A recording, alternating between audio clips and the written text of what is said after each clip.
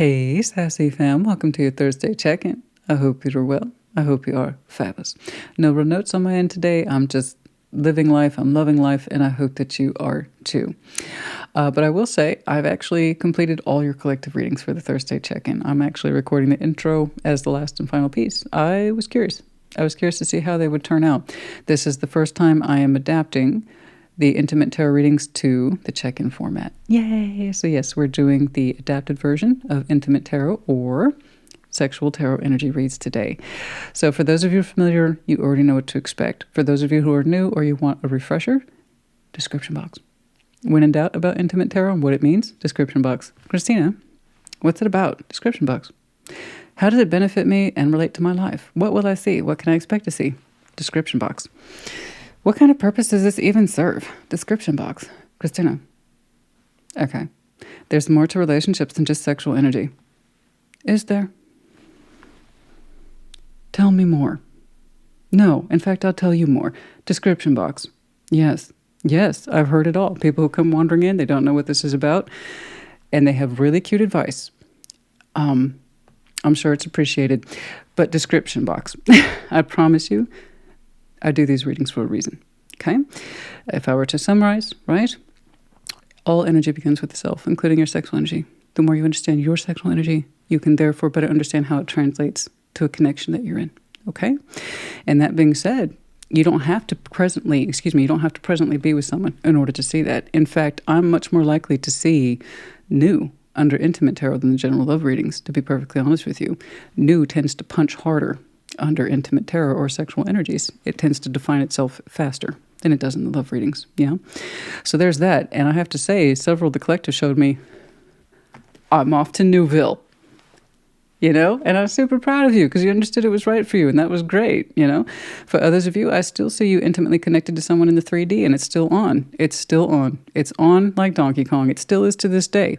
And for others of you, I still see you processing your sexual energies to someone you disconnected from years ago, and you're trying to work through it much like you did your love energies, you know? That's what I see, guys. That's it. It's like again, I operate from that philosophy. The more you know. That's it. I also understand if this isn't your cup of tea. It can go into some sensitive places. Of course, we're talking about sexual energies. I can see where some of you just it's not going to be your jam. Again, I would encourage you to check out the description box. You might find that it is for you, but if you are firm that it isn't, then you know that. And you can pass this one up, no problem, no big deal. I don't want you to watch anything that would make you uncomfortable because then you will take nothing from it. And that's true of any and all tarot types. I don't care what it is. If it's about career, love, health, or sex, if it doesn't speak to you, don't watch it. But if you try to force a story to fit when it doesn't, all you do is cause yourself problems. So let's not do that either. Take it resonates, leave it does not. And if it doesn't resonate at all, it's normal. Check your other placements. You will find yourself in there somewhere. Easy peasy, lemon squeezy. I think we got the basics down. When in doubt, description box. We got it, Christina. I know. I'm just making sure. I know many of you know. But a lot of people don't. Let's say they're familiar with my work, but they didn't actually, for one reason or another, ever see the Intimate Tarot messages before. There you go. I mean, it happens. All right, I think we're all on the same page. Like always, your sign will be time-stamped in the description box as well as the comments because I got you, baby. Is there anything else? I don't think so. Just once more, have a great rest of your day, and I will see you at the Sunday check-in, and I will see you at your sign. Leo, you're up first. What's going on? Show me Leo, please. Show me that Leo. Sexual energy. Show me that Leo sexual energy, please.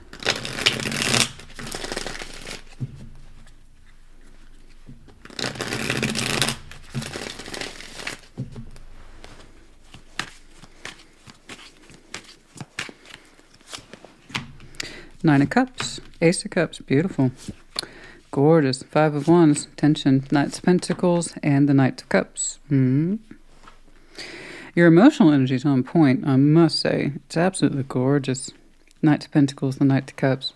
Okay, there's some sexual tension here. Let's keep on. I'm very curious. Yeah, I see that you're open. Five of Cups, sadness here, Page of Swords. Okay. Wow, you have such beautiful emotional / sexual energy. Okay. Ace of Cups, you're open, you're ready. You're ready for the exploration of new emotions, new sexuality. You look gorgeous, honey. You look primed. You look ready. You look ready from the heart, and frankly, you look ready from the loins. You know what I'm saying? You're saying that you understand what your sexual, therefore emotional wish fulfillment is, and you want that fulfilled. You would love to have that fulfilled. You're open. You're open. Your heart's open. Your kind of sexual chakra is open, but again, it's coming from the heart. So there's that respect of, it's not just intimacy for you, it's the emotional experience as well. You've made that very, very clear. Again, once more, 9 of Cups, Ace of Cups. It's a beautiful combination, okay? Your sexual experience, you ideally would like it to flow from your heart. That's the Leo I'm looking at today. You made it very clear about who you are and what it is you're trying to feel and experience. I have some 5 of Wands, tension between yourself and possibly someone else. Their emotionality is also open with the Knight of Cups, but it's also much slower with the Knights of Pentacles. They don't seem to be in a rush. Okay, you're showing me, hey, I'm putting my whole heart and therefore my loins on the line. What say ye? And they're like, I'm moving in a particular direction. They're showing me 2 knights. One is, as we know, incredibly slow. The other one's softer and much more vulnerable. So they're showing me I'm just not moving very fast. I'm trying to remain open.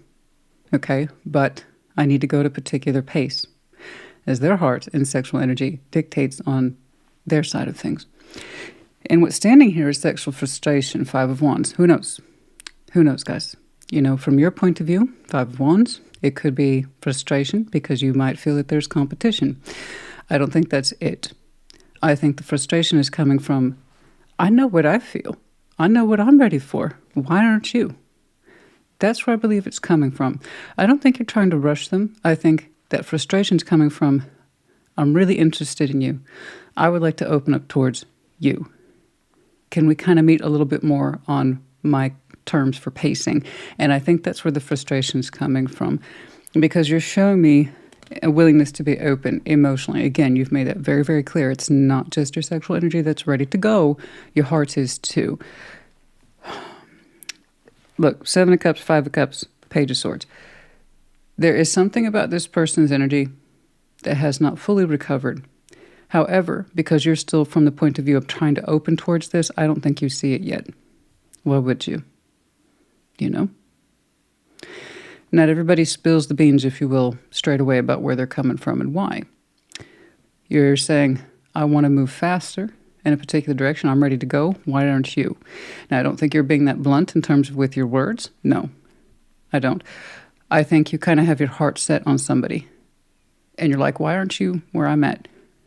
You say you're open with the Knights of Cups, but you're moving so darn slow. Why is that? Because there's not enough known about this person. There's a background noise that while I see your openness with the 7 of Cups and the readiness to emotionally explore, someone's still showing me hesitation due to what looks like unprocessed emotional sadness. But we don't have a lot of insight on this yet. Patience, I think, here, Leo, honey. And you know what? If their lack of readiness is not where you are, then that's a good thing, because that means you know where you are. And perhaps where they are is not where you should be. You know what I mean? Okay? They seem to be in that kind of tricky place of, I want to open up, I'm ready to move on, but I need to go at a pace that's comfortable for me. Okay. Because your willingness to be open is beautiful, but there's a clear lack of insight about pain that's still fresh for somebody, emotionally as well as sexually, okay? So, you know, sometimes it's down to us to make that call, to hang back, let somebody catch up where we are, okay? Or you're like, you know what, I think you're a beautiful prospect, and hopefully I can connect you at another time when you're more open and ready. And those are real decisions people have to make every day, okay? But man, you showed me so much water today, so I know I'm looking at a Leo that whatever your next connection is, you really want it to speak from your heart, and I admire that a great deal, okay? So do keep that in mind. Let's get some advice, please. Six of Pentacles, the Page of Cups. There we go. That's what I'm talking about. The Queen of Cups, the Ace of Wands. See, look at that. There's your master symbol. You're not ready to let this go. Again, that's the Leo I'm looking at. Tarot doesn't dictate action. You do. Tarot's the proof of choice, not the absence of it. The Leo I'm looking at, so again, it may not be you. It says, look, this is a new prospect for me. I'm going to hang back and give this more of a practical application with the Six of Pentacles. And when I open up from the heart space, I'm going to keep it small but sincere. I kind of agree with this because from your point of view, you really think this person has prospects. So let me tell you something about that right now. Fall for proof, not potential. And that's what you're saying. I want to stack my odds on the proof, not the potential. So the advice here is to balance with this in a practical, measurable way, but keep your fire open. Okay, like you're still marked with this. This could be something to me. Christina, you showed me a couple aces on this. You know, like I'll open my heart in small, measurable ways that are non-threatening and non-rushing. I can balance this. I can do this. I can do that. With this person's got the goods. I know they got the goods. I think you're right. Otherwise, you wouldn't be showing me this. Okay. I like the advice. It's very simple. It's very straightforward. But I do think this prospect of yours, they do have something going on for them, but you don't have all the blanks filled in about why they're kind of showing a slow pace to you. Okay? Just do keep that in mind. There's in other words, there's things you have yet to discover. So that's going to be part of the Six of Pentacles, and that's going to help you understand the pacing a little better. Okay, the mechanics of it. All right. Oh, calling back 18. Okay. 18 for some of you might be a significant number. Yeah. There's that sense of reminiscence on this one. Are they thinking about going backwards instead of forwards? And you can sense that hesitation. Yeah, like I said, there's some unhealed wounds here that I don't think you're aware of yet. Okay. That's what I'm saying. They want to move forward, but it's at a very slow pace, and that's an indication that someone is trying to move forward. They know they're supposed to, but they haven't completely committed to the process of it. So your advice here is if you think this person has the goods, the way you've outlined it to me, the prospects, okay, more than just potential, then you can kind of ease into this with a sense of practical balance back and forth, cautiously, but sincerely opening your heart and keeping a sharp interest on this with your Ace of Wands, all right? So yeah, you are emotionally attracted to this person as well as sexually, all right? So if that person's in a place of calling back, the hesitation, I don't know if I'm ready to move forward, but I'm trying, in that tricky space of figuring if you should hang out, okay, or if you should move on. The Leo I'm looking at, you say you got a little plan for that, all right? And how do you know if you should hang in there? A, it's worth it to you, and B, you start seeing results, okay? And healing, that's what I'm saying. They're still healing. They know they're supposed to move forward, okay? But every now and again, emotionally and mentally, they take a step back. And that's almost always proof positive that someone went through something and they're still processing it, okay? So a little more patience here. Number 24, healing. All right. All right. Hey, not bad. Not bad on the old time there. We'll go ahead and pull some. Sometimes these can go by so fast in my mind, but whoopsie. Nope, that was quite long. And there's times when these seem to be so very long, and no, not at all. I never really know, and that's how you know a reader's into it and they're tuned in. Keep an open mind. Okay, again, once more, that's up to you. Keeping an open mind, setting Six of Pentacles, I can hang back. I'm going to show heart to this, but not too much. And show still my enthusiasm for this new opportunity because you really do believe it. Your soulmate may differ from your usual type and expectations. Good. I like it when people break out of their types. I really do. And their expectations of those types. Because that's how we fall for repeating patterns. This person's not my type. Well, your type tends to get you into trouble. So it's good that you are trying something different with someone else. I'm glad that you see it that way. But also more to the point, this person might, well, just demographically speaking, different from you, age, race, ethnicity, that kind of thing, cultural background differences. Pretty normal. So keep an open mind. This one might be a little different. And maybe that's why you find them so attractive in some ways. Finances and career. Financial issues are a factor in your love life right now. For some of you, that might be. Okay. For some of you, this person could be associated with work. Do be careful with that. But you're a big Leo. Figure it out. And then also in that sense of somebody might be still so-called getting it together in terms of the 3D. You understand? It makes sense given what I've seen. You believe the chemistry is there as well. There's a strong magnetic attraction here. You immediately opened up from a heart space, but I see your fire is there too in terms of that sexual attraction, i.e. chemistry. Like I said, they know they're supposed to move forward, but every now and again they have a hesitant step. They're in that tricky space, okay? The Leo I'm looking at, you see it, you recognize it, and you're going to try to honor it, okay? But again, that's up to you. All right, we'll do some charms, and then we'll call it a day.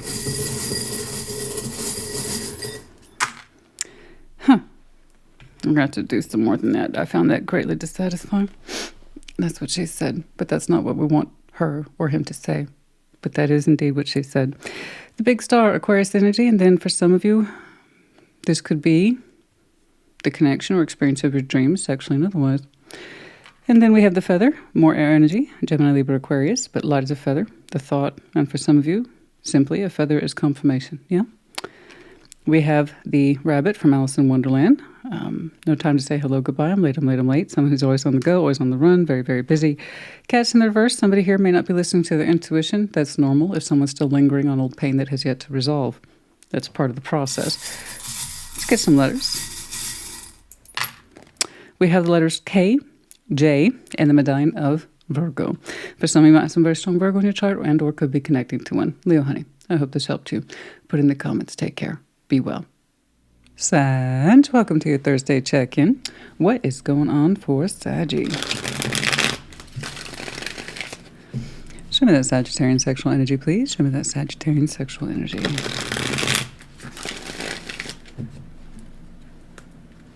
What's going on for Sag? Very good.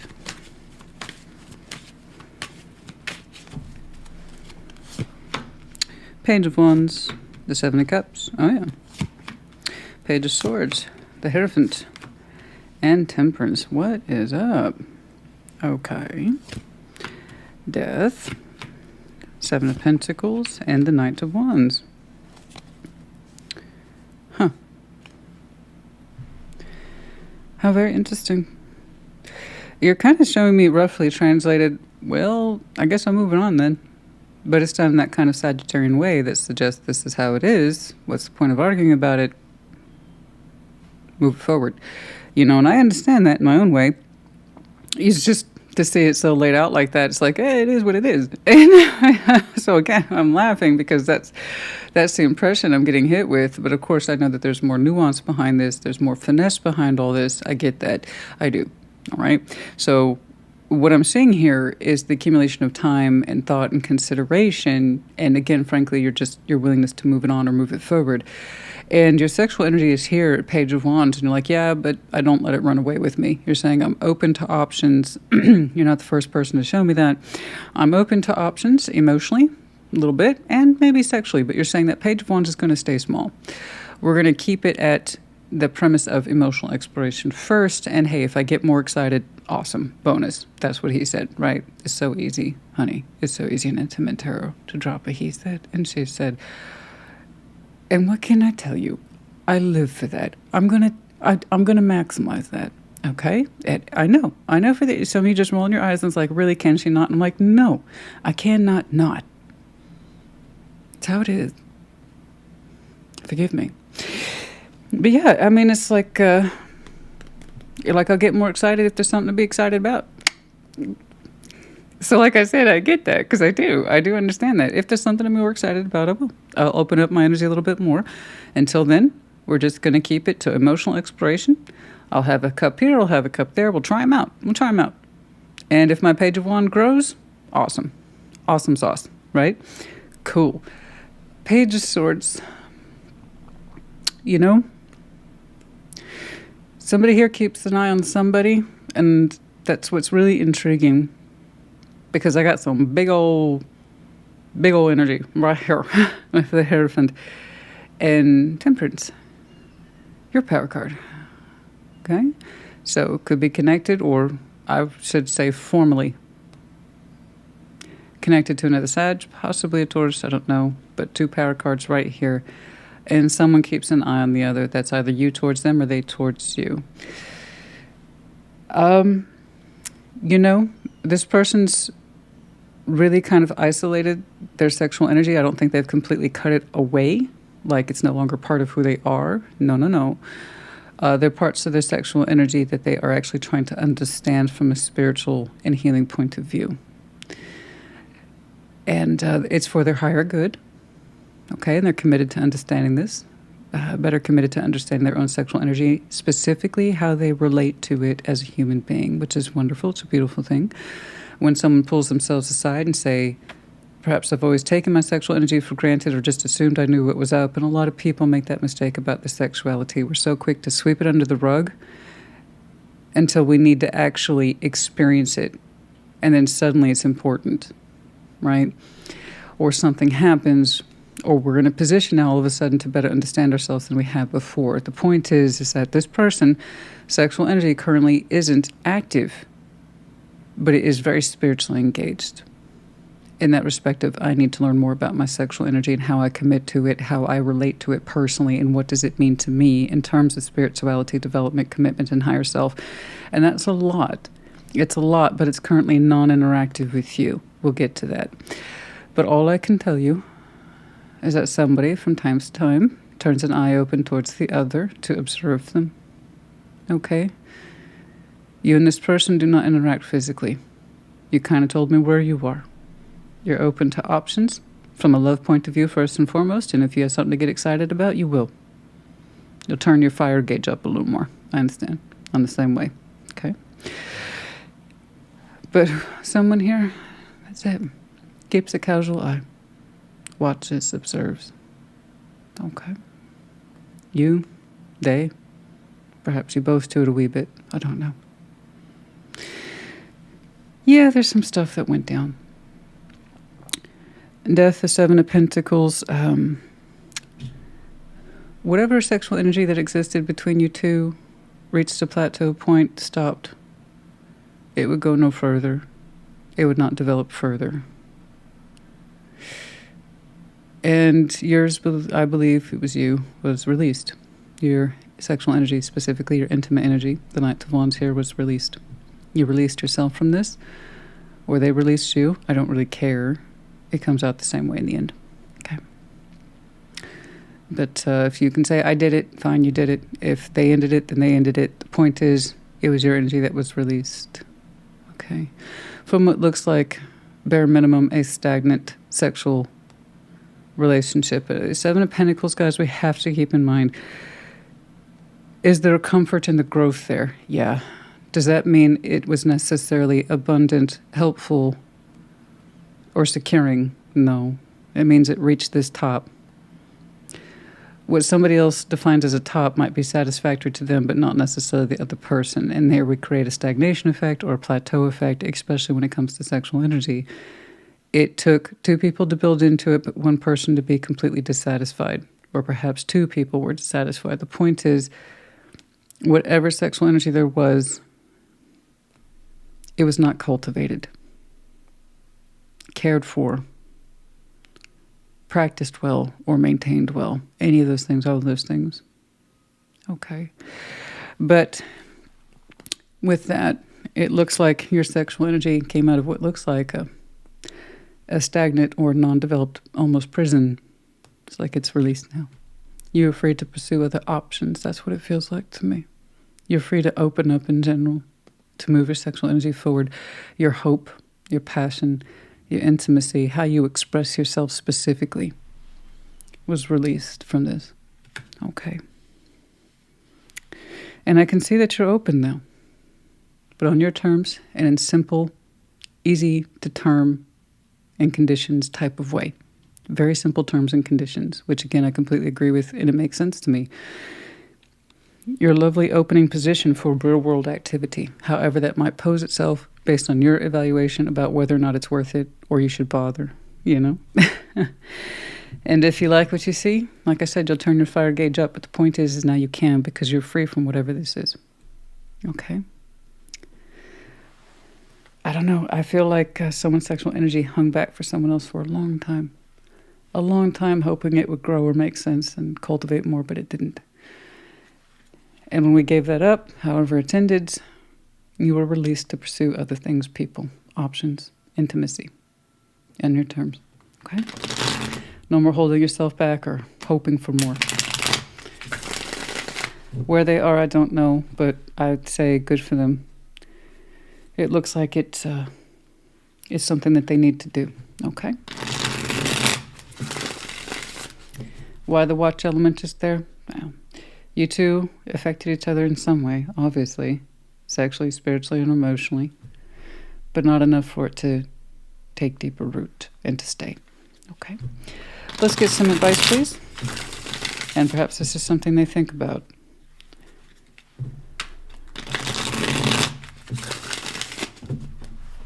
Let's get some advice, please. Page of Cups, the Five of Cups, the Ten of Swords. Yeah, lots of pain, lots of disappointment over that stagnation that we were talking about. Seven of Pentacles. Man, look at that. The Page of Cups, such a small little guy. There's no way he could support all that weight. No good way. Excuse my language, but also no. Five of Cups, Ten of Swords, Seven of Pentacles. That really speaks for itself. The emotional disappointment and pain. The Ten of Swords, just more pain and ending here over that Seven of Pentacles, because whatever this was, there was more disappointment put into the emotional and sexual experience than there was positivity. It just feels like a bunch of unrequited hope and unrequited building effort. That Seven of Pentacles proved to be quite the bitch, in other words. So much stagnancy. That little bit of emotional hope and expansion. Oh, it didn't have a chance in hell. I put love into this, and all I got was pain and disappointment because it wouldn't go beyond this. Yes. Remember that the next time you expose your cup to someone, yeah? And I see you're doing a good job of it. Your self-regulation's on point. Your expectations are not too high. In fact, they're low. You have low expectations. In other words, you're not putting too much into it. Have high standards. This is a rule. Have high standards, but low expectations. And somewhere in between there is your gauge for safety, stability, and normalcy, as you understand it. Okay? Oh, boy. Yeah, no, the advice here is that it shouldn't have been that hard. It shouldn't have been that hard for some vulnerability and emotional investment. So remember that. Because you do seem to be actively pursuing options, just like I said, on your own terms and conditions. But above all, your intimacy feels free to pursue those things, where before it probably had not. Okay? Yeah. Self-confidence here, number 11. Somebody here lacked self-confidence. Okay. When somebody looked in the mirror, instead of confirming how they looked, all they could see were their flaws, whereas someone else could only see that person, you know. I like you just the way you are. And the person's like, that can't be right. All I can see is flaws when I look at myself.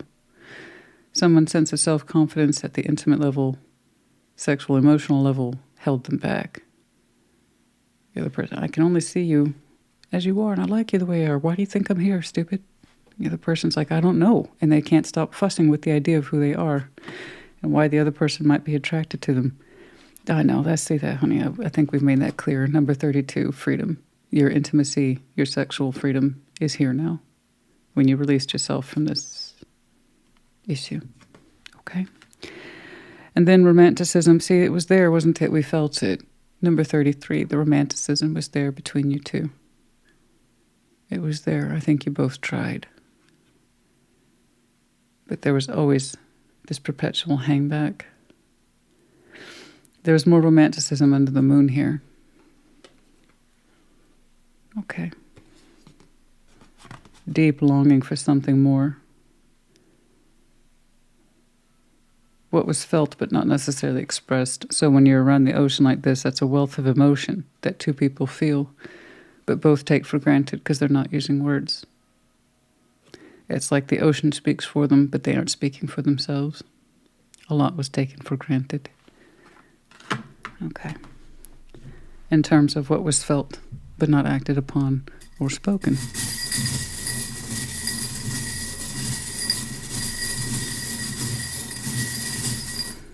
Thus, so much pain is born despite you had so little to show for it. I know, it's one of the greatest fucks in the world. Big heart, I know. So you have very big hearts or very big feelings for this. And there was a catastrophic misunderstanding about that. There's the seashell again. Listening to one's emotions. Big heart. The feelings were there. Someone discounted it greatly.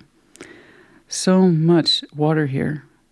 Seahorse, sign of Pisces, but also that sense of emotional masculine fragility.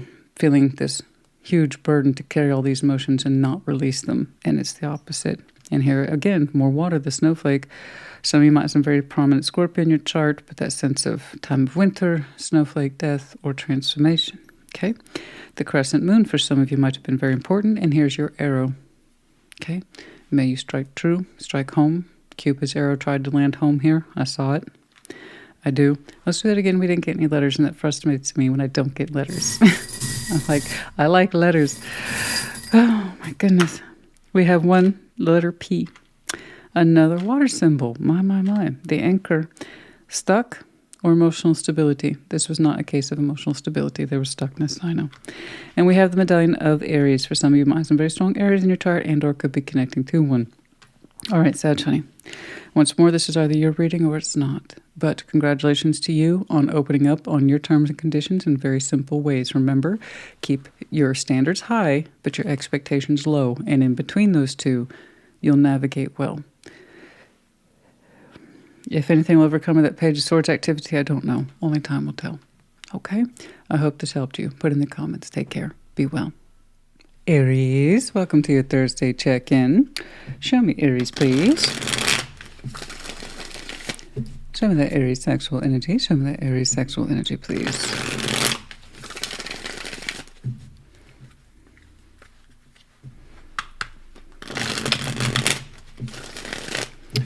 Very good.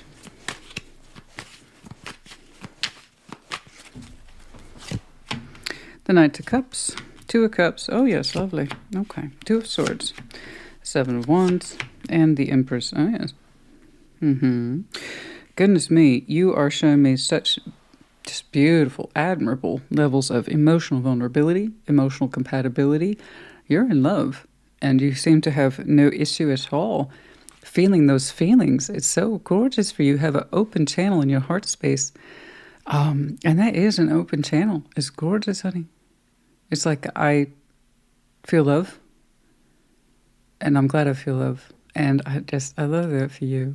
You know, I know your intimacy's in there somewhere, but you're saying heart forward. This is what I feel at the hearts of things. And yes, it's connected to my sex chakra, well, root chakra.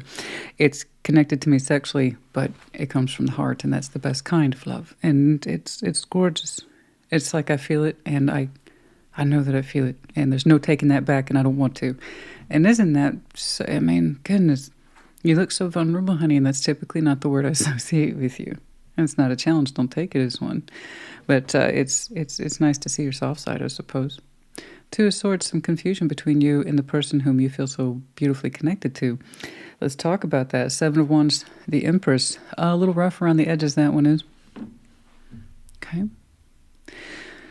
Right now, this person doesn't seem to be as open towards you in the channels, intimately or otherwise, emotionally otherwise. They're looking a little standoffish. Empowered, sexually empowered. In other words, mate selective, which is good. We want the Empress and Emperor to be mate selective. That's their whole gig in sexual tarot, is sexual exclusivity. I am empowered because I know what my worth is, and I designate it, therefore, to one person to receive it, which is good. Okay? That suggests I know myself, and I know who I would give myself to sexually, emotionally, or otherwise. Cool. I respect that. Here's the issue. There seems to be a little standoff at least in their energy towards you. Your heart space says, I love this person and I accept it. I feel it with my heart. And it's so beautiful. It's how do I explain? It's such an admission on your part. It's like a beautiful emotional admission. It's like now you feel it, you can't unfeel it. And you wouldn't want to, right? That's the power of love. Once you realize it, you're like, well, I realize it now. And if you have a strong mind and a strong heart, you take ownership of it and say, you know what, I don't take it back. This is what I feel. I own that shit. And you own it. It's so gorgeous. And it's so soft. It's so simple. But this person's like, I know my worth. I am sexually strong. I'm emotionally strong. But right now, I can't be connected to you like that. And there's some confusion here at the Two of Swords. Let's keep going. Okay. Two of Wands. I'm very curious. Two of Wands, Page of Wands, the Ace of Pentacles. This, whatever this is, to generate activity, because this is real world activity and conversation I'm seeing down here. To generate activity, someone's going to have to drop an Ace of Pentacles. That's all I see. And I didn't even get to the advice yet. So you got some really clear, immediate, upfront advice. I don't know what's going on. But it's the idea of if we want to clear up any confusion, someone's going to have the nerve and open up. Two of Wands, Page of Wands. It doesn't take a lot here. The active decision to open up. The active decision to communicate and express oneself, one's passion, one's interest. But for some reason it's coming through via an authentic, you can't mistake it, gesture. And that Ace of Pentacles could be anything from a grounded conversation. Not a smile, winky face, hey, what's up? No. A grounded communication could be in there. A gift, a show, something that indicates I'm trying to generate some activity here. And you can't miss it. I'm not sending smoke signals. I'm not doing this weird, I hope I catch your attention online where I like your thing and then I unlike it. No. Those are the smoke signals that human beings, because they're too scared to really claim their words or actions. So we don't want to hide behind little gestures. There's something here that says there's going to be some activity generated by at least one person. Okay? And that could ease that wall or tension that this person has put up. It's either coming from you or coming from them. But somebody has the responsibility of making a decision to generate the activity. You don't know. Two of Swords is between you two. You're saying you don't know how they feel or what they want or how they could interpret your feeling, which again is so open and beautiful. Perhaps they don't know where your heart is. That could be it as well. I don't know. I can't think of another reason why this person who seems to be so outspoken and assured of themselves, they know you. I know they do.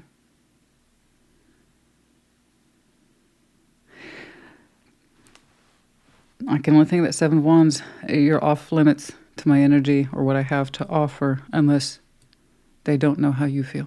Maybe. Again, it's not responsibility. It's not assignment to blame. Perhaps they don't know how you feel. Okay. Because what you feel is so beautiful. I can't think of why else that layer would be there unless we've had a real clear talk. Something. Okay. And if they do know, then that's another Aries for another reading. Okay? Because as far as I can tell, this is yet to take place. Let's get some advice, please. Small, manageable amounts of hope, interest, passion, guys. Fire here is not just sex. It still indicates hope, interest, curiosity. Okay? That's the stuff of fire. It's not just sex. It's also anger, too. Frustration. All right? But the willingness to communicate, the decision has to be made. But one person has to open up. in a way that cannot be misconstrued. Okay, let's get some advice, please. Let's get some advice. Well, honey, all I can tell you is if this is your reading, somebody's generating activity soon. And it's manageable, too. It is manageable.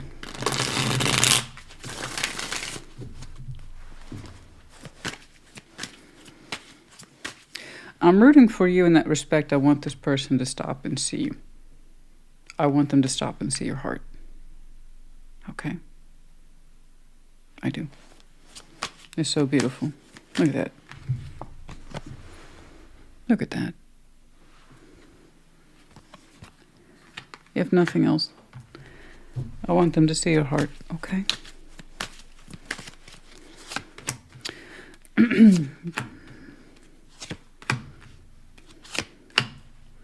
Like I said, some activity will be generated soon. It's more than you know.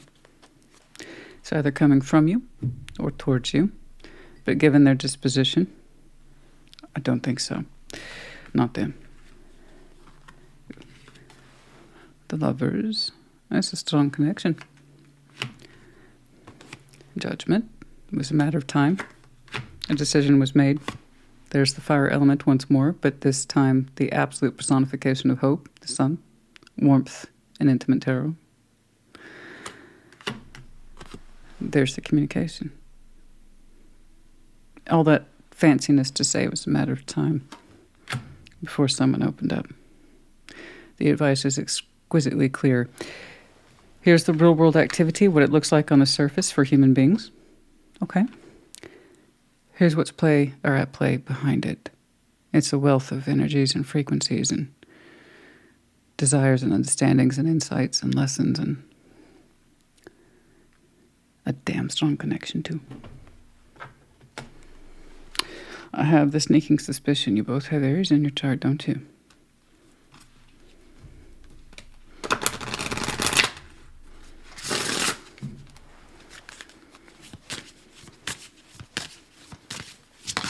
That means you both resonate.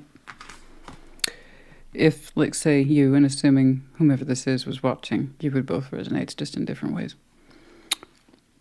Yeah, like I said. Number 8, desire.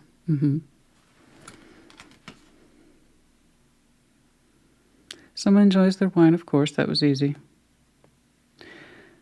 Someone's comfortable in darker environments. That means someone here is comfortable with what a lot of people fear because they just don't understand it. Someone's comfortable with the nighttime of woods and the scary things. They understand it's part of nature. Someone's very peaceful with the nature of the light and the dark. It doesn't scare them.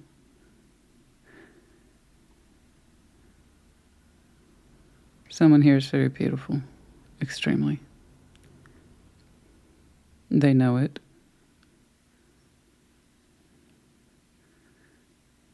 Not in a way that I think is arrogant, more in that sense of I know what I possess. We've had fantasies of kissing the chest, breasts of that person. They hold a mirror up to who we are. Number 8, desire, as I said.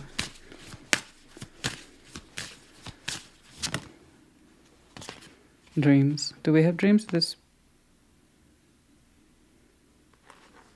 They have dreams of you. Don't get me wrong, you might have dreams of them, but they have dreams of you. Why did that was so very specific. As soon as I drew this card, I knew it was them. They have dreams of you. Frequently. Even if it's not frequent, it's powerful. Particularly intimate dreams.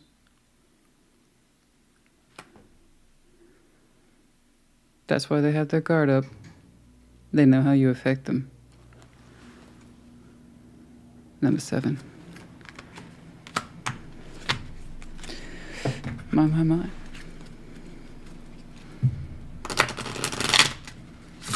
That's why they have their guard up. They know how you affect them.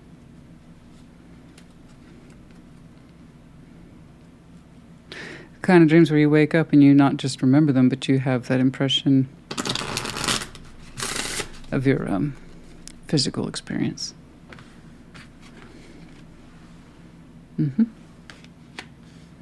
Like I said, that communication was a matter of time, but presented in such a way that it's practical in nature, but it starts things, it puts things in motion.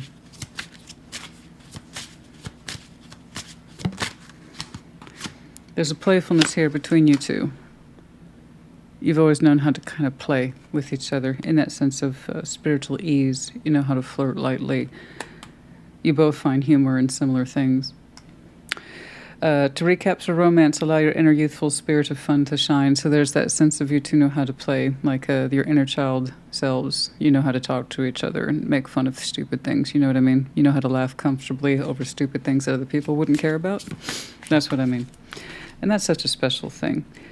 Somebody here, it wasn't a dominant fallout, but somebody here has a child, perhaps children. Okay?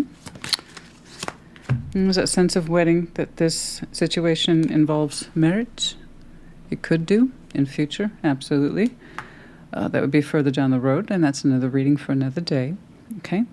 But there is that sense of some sort of commitment is here between you two. And given the strength of that, it might stand to reason. It feels like a spiritual commitment of some type. Okay. Perhaps you were both married before. Who knows, honey? Okay. We have the letter D, F, B. We have the medallion of Taurus, and we have the medallion of Aquarius, upside down, the keyword being friendly. And Taurus is also upside down, the keyword being the incentivizer. Needing incentive and perhaps feeling friendly towards this, hoping we're feeling friendly towards this. Oh, why not? Now, you think something like this, we're not going to get a response. We're going to get a response. We are.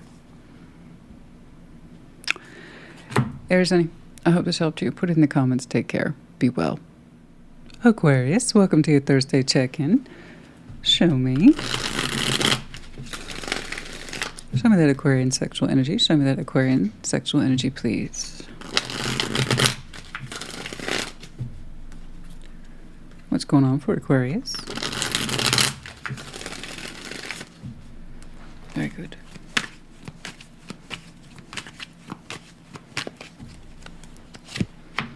Seven of Wands, the King of Wands, oh yes. Two of Pentacles, the Ace of Swords, and the Magician. Oh my, you are a passionate creature. I don't think this person would know it, not yet. Otherwise you're making a conservative effort to not demonstrate it towards them. The Hanged Man, the Ten of Cups, and the Seven of Swords. Ah, that's why you have misgivings. Okay. Look, you passionate Aquarius, you want some very strong fire in your chart. It's not really the point. This person, you're on their mind, let's make that clear. But you don't know if you want to give them the goods. That's the long story short. So the King of Wands in Intimate Tarot, as you might imagine, the highest form of passion. But again, the kings and queens have that innate responsibility to be the most mature with that element. So the same is true for water, air, earth, and so on. The King of Wands here in Intimate Tarot, you can either let your passions run away with you, or you can be very mature about it and understand what it's for and who it's for and why. First and foremost, your passion is for you as it is for any individual. The more you understand your own intimate energy, the better equipped you are to utilize it, to know when to withhold it, who to give it to, and why. But first and foremost, it's at your disposal. So outside of Intimate Tarot, the Aquarius I'm looking at, I bet you are ambitious, you're a go-getter, and you're naturally chipper, right? You can see things in an optimistic point of view, positive hope. These are all fire elements. But passionate, oh boy, when you're turned on, you're turned on. And you're like, not right now. Now, that's to say, it's not to say that you don't have passion. On the contrary, you're showing the responsibility regarding the fire element because you understand your nature. It's not because you don't. And you're saying you're not letting the cat out of the bag right now, right? No meows or whatever, however you want to do it. You're saying you're not putting out signals right now to someone specific because you're in a state of doubt when it comes to whomever this is. Okay. So Seven of Wands, you're actively guarding and being conservative with your natural fire instinct. It's like, yes, I could be passionate towards you. I could also be hopeful towards you. I could have legitimate, strong interest and ambition towards you. But I'm not convinced. Okay? So I'm seeing an active withhold. Don't get me wrong, there's something about this person that does turn you on, but you're like, for all the more reason, I'm showing caution. I got you. Okay? So you got some sexual boundaries in place. All that to be said. What stands between you here is Two of Pentacles, is confusion. And that's not just any kind of confusion, guys. That's real world, earthbound, 3D. What the heck am I doing with this, putting into it, and do I want to? What time, energy, and effort can I realistically put into this? You know? And you're giving that strong consideration, particularly about what you want to put into it. Okay? We've already bypassed that Three of Pentacles. You're like, you know, this is provoking more in you than a so-called friendship. So I already know that's been dismissed. But in terms of what to give it more of, you're like, well, for one, if I have to question it, then I shouldn't give any of my fire to it. I agree. If you have to question it, and you know you're naturally passionate, it's best to withhold it in case there's any misgivings or confusion later about what this is. In other words, don't waste your time, don't waste their time. Okay? Ace of Swords, the Magician. Now, to be clear, the Ace of Swords is your master symbol. And I do see that this person is manifesting for themselves an indication of your thoughts. The Ace of Swords. They want to know what you're thinking. So it looks like we haven't had that discussion then, because if someone's so openly manifesting your thoughts, that means they don't know why you're confused or hanging back or have your sexual guard up. Okay? Because they're saying they want the truth from you about what, at least bare minimum, you're thinking about all this. Let's jump on down to that line. The Hanged Man, Ten of Cups, Seven of Swords. Simply, you doubt this connection's ability to go into a space of Ten of Cups value. Okay? Either you don't know if you can see yourself in the Ten of Cups, or you don't know that you can see them in the Ten of Cups. Again, the Two of Pentacles suggest time, energy, and effort. How much should I give to this because I know this person wants more? Or I know I want more, but I don't know if they can live up to it. I don't know which way the flow of your thoughts is because they don't either. They're manifesting the truth from you.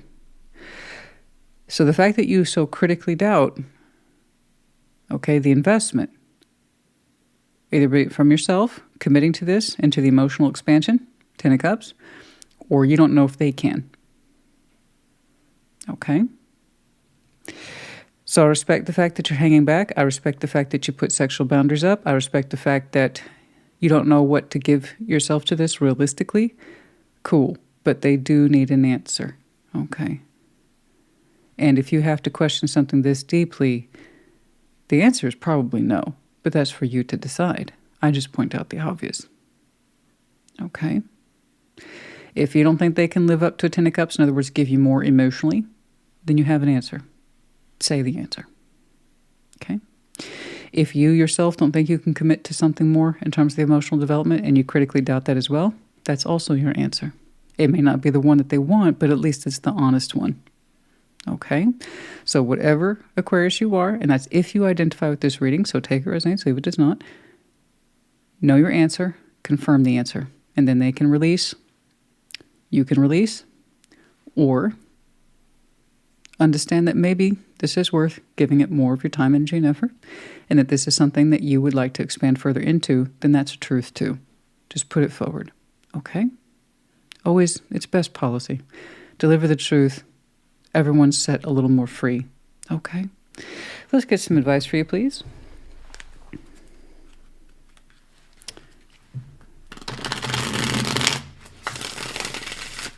Let's get some advice, please. Let's get some advice. I respect that you're, enforcing sexual boundaries, and I respect that you are very much with the Hanged Man, thinking about the long-term view beyond your sexual interest and compatibility. I have nothing but respect for that. But we still have responsibility to speak our truth, okay? Because the fact that they're manifesting your truth so hardcore like that suggests that they don't know. So I would say go ahead and fill in that blank for them, and they can release the manifestation, and you no longer have this sense of pressure about what to do, what to do, what to do. You already know. Let's get some advice, please. Let's get some advice. Let's get some advice.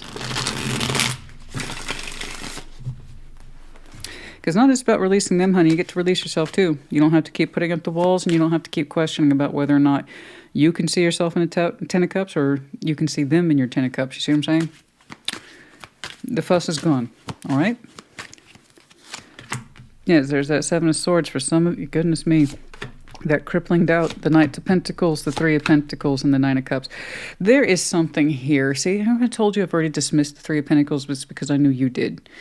You know there is more in this dynamic than friendship. You felt it. You feel it. You are intensely attracted to this person, in case I didn't make that clear. It's about the long-term viability, and do you want any part of that, or do you want them to be part of that? That's what you question.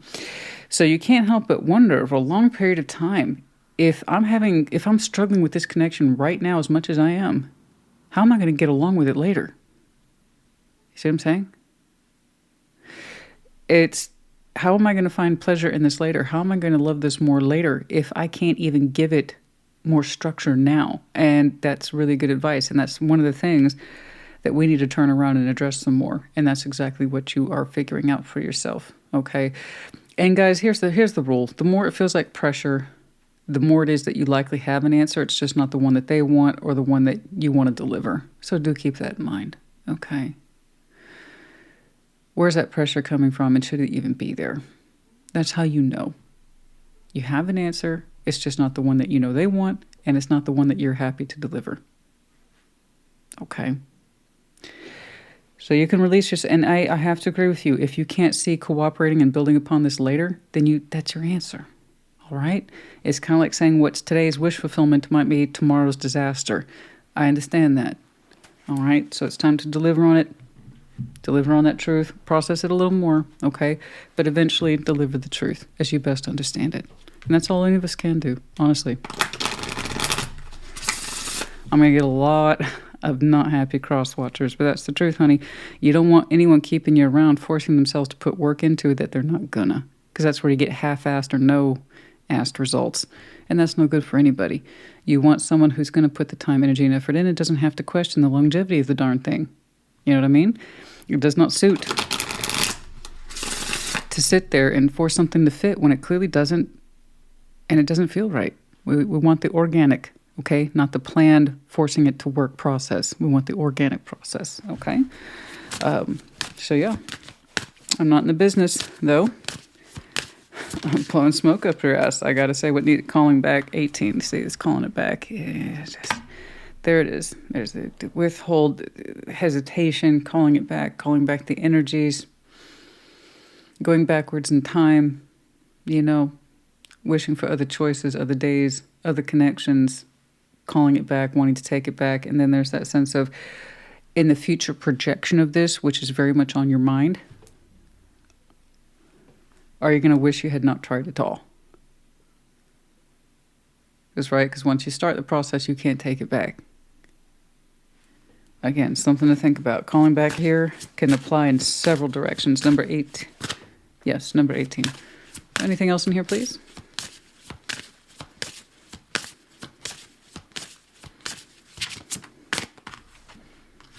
Trials. Number 17. That's trials. It feels like they're under a trial right now. Again, if there's that sense, typically this is the trial of separation, the first time two lovers or a strong connection are separating and they actually have to spend time apart. This is not that. This is the trial of you feel like you're up against the first trial in this connection, and it's pretty obvious to you what's on your mind. So again, the more you feel like that pressure that you have to deliver news, you already know the answer. Okay, so it's not really a trial. It's more like understanding your own mind and sense of direction. Okay?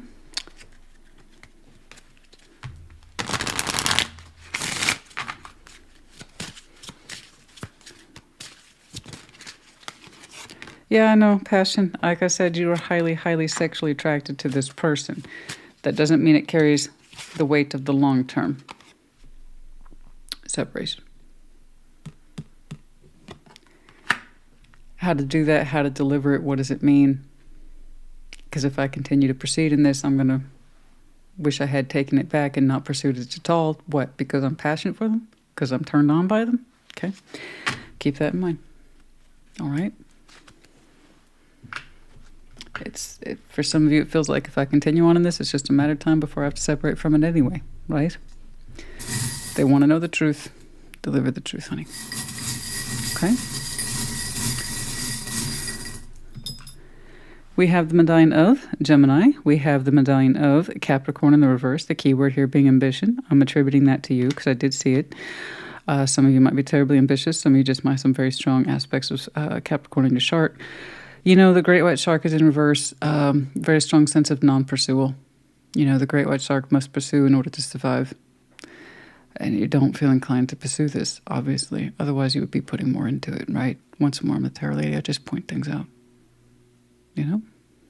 It may not be your reading, but if it is, we're not pursuing this. You don't feel inclined to, okay? The cat's in reverse. We're not listening to our intuition. There's too much self-doubt and are you wrong? That's hijacking the conversation between you and you at your intuitive level. So keep that in mind. I don't like it when I don't get letters. Don't get me wrong. The letters may not apply to you, but for some reason it feels incomplete. We have the letter V. We also have the medallion of Scorpio. Once more, you might have some strong Scorpio in your chart. Could be connected to one.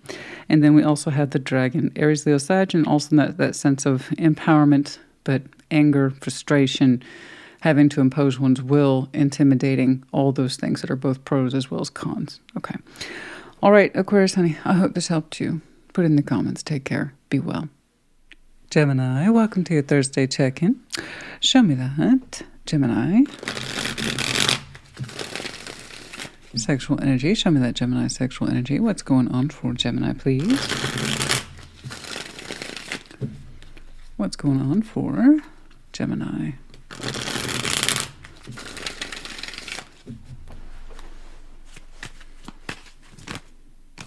Okay. Two of Cups and the King of Cups. My. Oh my goodness. Two of Wands, Six of Wands, and the Hierophant. Oh my goodness, you two are gorgeous. Go on, you two. Go on, you two crazy lovebirds. What's going on? The Eight of Swords, the Tower. Oh, the Ten of Pentacles. All right, cool. Now, I mean, I know that sounds horrible, but it's not. It's the reverse effect here. King of Cups, Two of Cups. Oh my gosh, you're so in love. It makes me sick. But it's a good kind of sick. I'm very happy for you kind of sick. It's just that I have a sarcastic dark Scorpio streak. Hi, if you're new to the channel, my name's Christina. You know, we all have pros and cons to all signs, all collectives, and it's just part of my personality, you know. Enjoy. It's free. King of Cups, Two of Cups, you know, yeah, like I said, you're so in love. I mean, you love from your heart to your root chakra. You're so in love with your person. Gemini. It's going to make me tear up a little bit. No, it's such a beautiful, full heart. Full. So full. You know, that's the thing. And I was just saying to someone else, the elements here hit their highest level. With the King, Queen of Cups, that means they're designated with the most mature aspects of it. So the King of Cups here, at his most mature level, says, this is my heart, and I don't apologize for it. I don't always go on and on about it either, but I know what I feel and I don't disclaim it at any level. Okay? So full possession of the heart space, which means you're automatically intuitive in many respects. Okay? Because you're in tune with your feeling. And you have such love for someone else. It's Two of Wands is shared between you two. The open lines of communication are on point. You two have no problem discussing things, everything. You have a full spectrum of conversation here. Anything's on the table. From your love to your sexual energies, it's an open line of communication, curiosity, exploration on both sides. Nobody faults the other for not being open and honest about who they are emotionally or sexually. And it's beautiful and it's simple and I love it. Absolutely love it. Let's jump on over here. Six of Wands, the Hierophant. You know, this person is like proudly committed to you. Sexual energy and spiritual energy. They're like, that's my Gemini. You know, it's very honest. It's very clear. It's very direct. Their sexual energy points to you. Their spiritual energy points to you. It's almost weirdly prideful. It's like I'm so committed to that Gemini. It's That's what's up. So this person has a very strong grasp on their sexual energy, which is good. Okay, sexual energy, everything begins with the self. Okay, at the intimate level too. So the more you understand your sexual energy is for you first and foremost, that means you understand how you personally as an individual relate to it, and therefore you know how to translate it to someone else. So this person stands by literally what they feel for you sexually and otherwise. They're like, I'm here, I'm clear, and I wouldn't be anywhere else. And then the communication really is strong for this person. They can really verbalize things to you that leaves you in absolutely no doubt about your feeling and where you stand. And therefore you reflect it back to them. So when I'm telling you, it looks so simple, but I promise you this is what people watch tarot for their future selves, and this is what they hope to see for themselves one day, and you actually have that, and it's beautiful. That's gorgeous, and this is the kind of stuff people hope for and dream for in that respect of we know ourselves and we know each other, and when we put our powers combined together, we're open, we're loving, we never fail to communicate our wants, desires, and needs, because you need, when you're in a healthy relationship that's committed, like the way I see you two are, there is no failure to express my needs, wants, desires, and then also I listen to you about yours. That's what this looks like.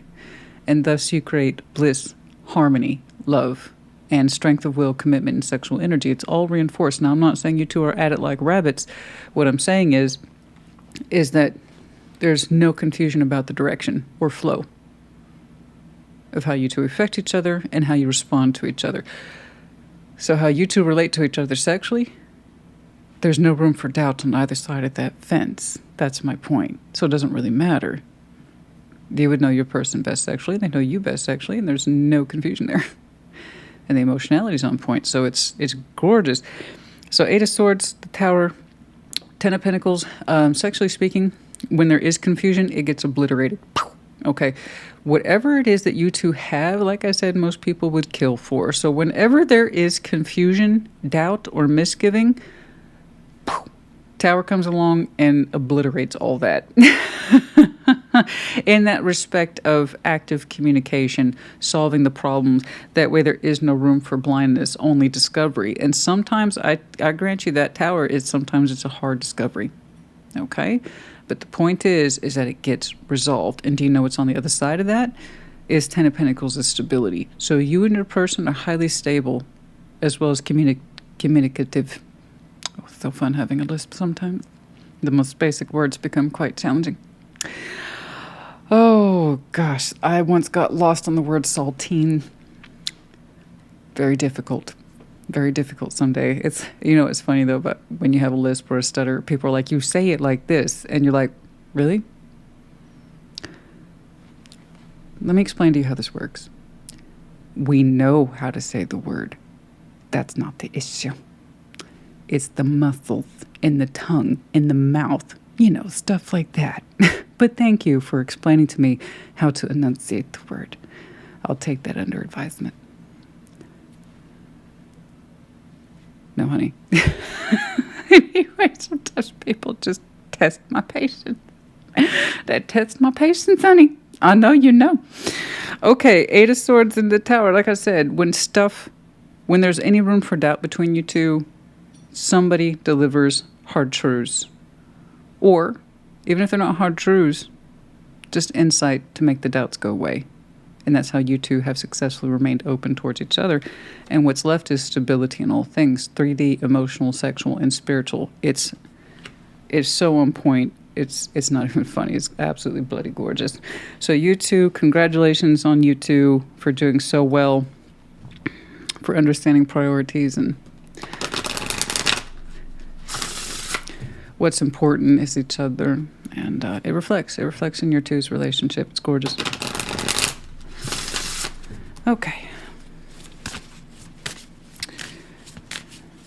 Gosh, there's really literally no room for doubt given in this, and that's why you two are so highly stable.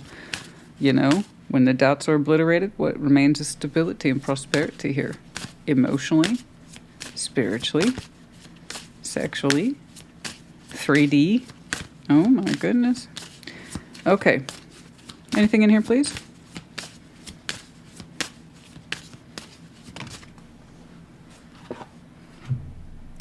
forgiveness. You two always find ways.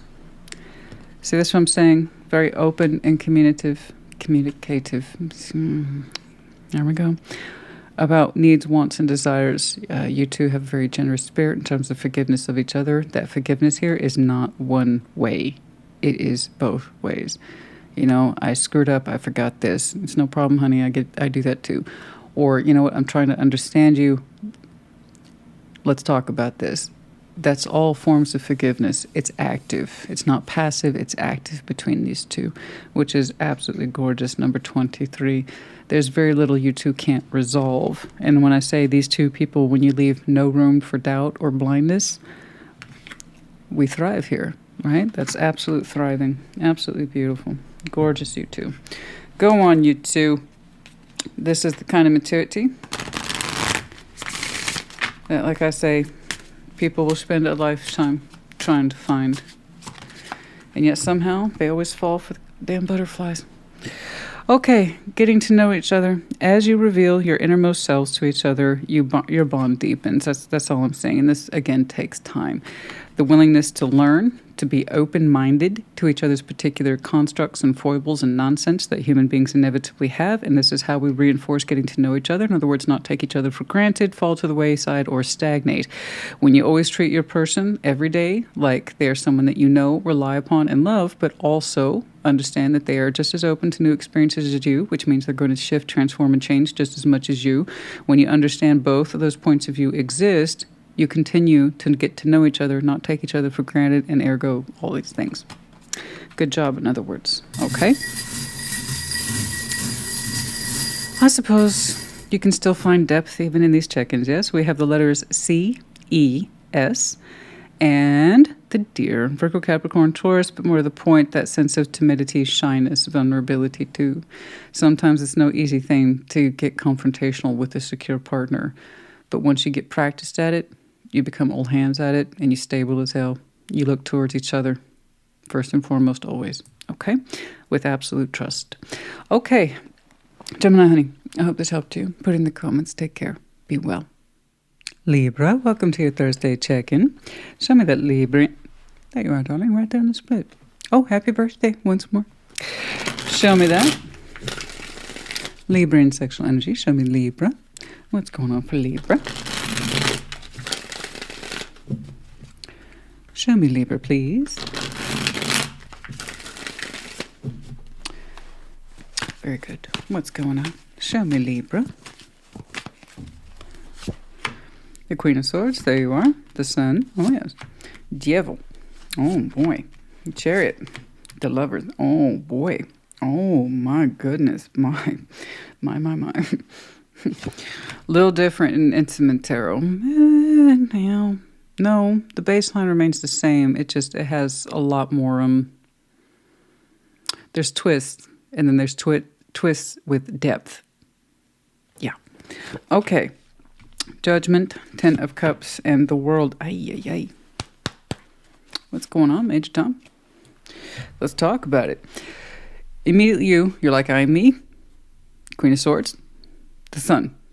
Okay. There's something here that you are deeply drawn to, and it feels warm to you. The temperature feels nice. Mm-hmm. Very nice. So, the Sun in sexual tarot, it's exactly what it sounds like.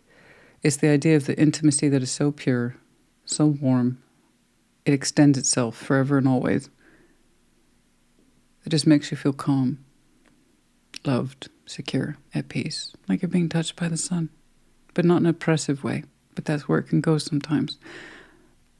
But as you understand your sexual energies, literally understand, because you're here with the Queen of Swords, you have a determination in your mind to feel the warmth of that sexual energy every day, and to understand that you're part of it every day, that you would reach for it and be under it and live it and breathe it every day, but in very simple ways. You have such a warm sense of sexual nature and sensual nature, okay? It comes to you very easily. But there's something here sexually, intimately, and then whilst mentally, you hope for. And it spreads across you like a warm blanket, okay? Devil's in the middle. We'll get to that. The Chariot, the Lovers. My. Yeah, that's a rush. Gosh, what a rush of feeling. What a rush of feeling. It's like champagne, honey. Goes straight to the head. The bubbles. Ooh. The Chariot, the Lovers. Wow. Someone here has such strong possession of emotional energy, sexual energy, and it rushes. It rushes towards you. I don't know how you two are physically connected. You would know best. Perhaps I'll see it on advice. It's kind of like you're saying, I know what I know. And I want to feel what I know. I want to feel the warmth of the sun intimately, and also feel mentally secure in what you're feeling every day consistently. You want that, you desire it, you hope for it. I have someone who's connected to you, bare minimum, spiritually, but the rush of love on that one is so strong. It's a knowledge so inherently hardwired in that person. It's almost borderline unapologetic. Like they know how they're connected to you. It's so strong. Almost heady. Bubbles. Like I said, the bubbles of the champagne. Wow. There's a devil that stands between you two. With the Lovers here, there's a good chance this is unrequited. In other words, the tumbles in the lock did not connect all the way. Spiritually, emotionally, sexually, mentally. 3D, E. Okay. So that's one form that could have happened here. You two know who each other are, but you're not connected in the 3D. Not all the tumbles in the lock took place at the same place, or excuse me, at the same time, in the same way, at the same place. Somebody could be emotionally ready. The other person might have been sexually ready. See what I'm saying? Somebody might have had a lot of mental aptitude towards this connection. The other person might have not had that kind of mental conviction, but they felt the other elements such as love and sexuality, but spiritually, they weren't dedicated towards it. You see what I'm saying? That's the unrequited piece with the Lovers and the Devil. Okay, there's that interpretation. We can set that aside. The other side leans into the toxicity. Someone got really addicted to the feeling of champagne and bubbles, not necessarily wanting the connection for the right reasons. So whether or not A, this is a connection that can even out and the key can fit in the lock and turn in time. Okay, in other words, the unrequited becomes requited in time. It will literally take time to discover that. Okay, or it's B, like I said, we got a little addicted to the strength of the sensation, not necessarily the conviction of it in the real world. In terms of, is this good for us? Is this loving? Does this feel correct? Does it, when I look at my life in X many years from now, can I honestly say that person's there as a peaceful partner and not just one that makes me feel drunk? I see the difference. I don't like selling people an unnecessary hope. But for those of you that's unrequited, you know this was emotionally dead on and spiritually dead on. The other person only could see was the sexual force and maybe the implication of something else, but they lacked conviction. That's going to be more in your unrequited category. Whereas two people just got really drunk on each other. That creates toxicity. But we lose sight of who we are as people and what's important to us. Particularly, we lose sense of peace. Okay? For the sake of what? A really strong, intoxicating, I grant you, but really strong connection that's intoxicating. You would know your situation best. But even if it's unrequited, I cannot in good conscience encourage you to wait. People can wait a long time for the unrequited to become requited. Yes, for the other piece, if it is indeed a connection that's just crossed into the realm of intoxicating to the point that it becomes sexually addictive, mentally addictive, it takes one person to recognize it. Here's a third, because of its approximation. So for those of you who are not familiar with tarot, particularly in-depth work, there's the baseline, clarifiers if you have them. Okay, we know the check-ins are the check-ins now. But it also comes down to positioning. There's a third. Something stands in the way between these two people. And it's a big something. Somebody could be married, committed. Okay? And that's not saying that that marriage partner is a devil. What I'm saying is the situation, it feels like the stakes were really, really high with no resolution. And that's where the devil comes in. It feels like an impossible barrier to cross. That is the third. There's a lot of power energy here. Let's jump down here to the bottom row. Judgment, Ten of Cups, the World. And this is what really pisses people off. Wherever this is. This is something else altogether. This actually has reality attached to it. Okay? As far as I know, physically, this is not connected. I gave you the choice A, B, C, how to interpret this. And this is something else altogether. Like I said, where I piss people off. You don't make any sense. No, honey, it doesn't make sense to you. Because it's not yours. Bye-bye. Check your placements. I'm just the tarot lady at the end of the day. Judgment, Ten of Cups, the World. Something here, as you understand it, will be closing out. It seems to be a matter of time. In that respect of, I knew this was going to happen. It is a Ten of Cups value. Something or someone, it could be a couple of folks, but this is emotional proximity, Ten of Cups is, has met or run its course with the World there. And yet it seems it was a matter of time with Judgment. A lesson. A cycle is complete. We can let something in our emotional world at the Ten of Cups value go. Okay? It could be a comprehensive situation where there's a lot of emotional stories at play, or someone who is very close to us and we no longer want them to be, at least again at the emotional level. Okay, you no longer have a designated spot as my husband, my fiance, my father, my sister. This is now carved out of my life. Okay? Somebody's losing their designated spot. They lost their parking space, if you will. Not to be crude, but I try to put things in terms that people understand. So as if you didn't have enough going on. Am I right? Let's get some advice for you, please. Let's get some advice. I'm not too worried about this because Judgment's attached to it. It seems like it was a matter of time. Let's get some advice, please. Let's get some advice.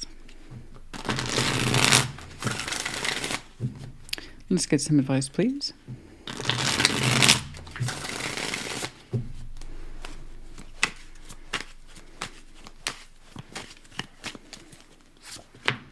Queen of Cups, the Ten of Wands, the Knight of Wands, and the Two of Wands.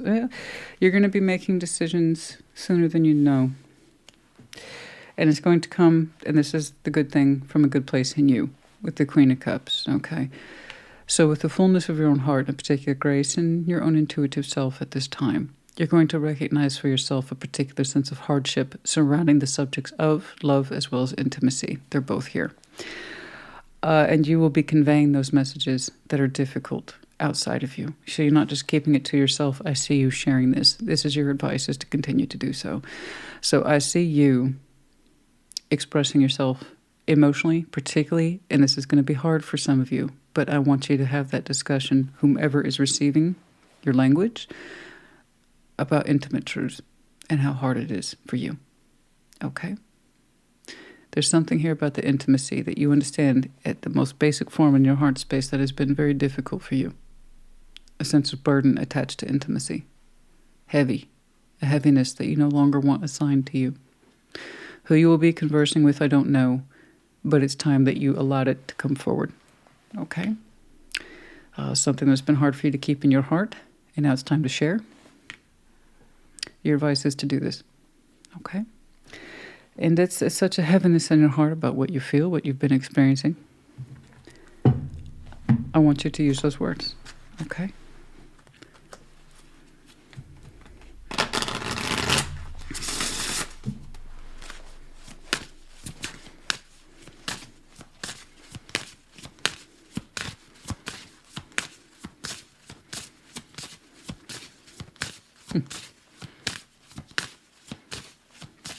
I'm smiling because once more, just for your, it seems like your message, Cinnamon's become a little Cinnabon again. She's all swirled up. It's so sweet. Okay, harmony. That's what I'm saying, honey. Harmony. Number 28. There's something here about your sexual and emotional energy that's not harmonized.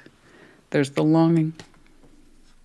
And I gave you 3 scenarios for which that longing is described, and you wish to harmonize with that.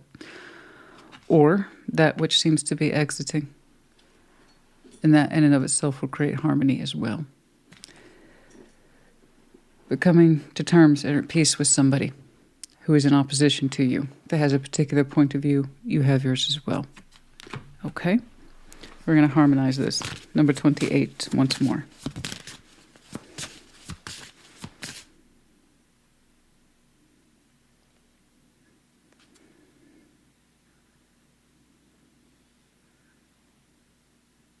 We have the pictures of someone does. We admire their profile. We look at their... We have pictures of someone, we admire their profile from the side. Kind of like, what's the word I'm looking for? A side portrait of someone. We admire their face.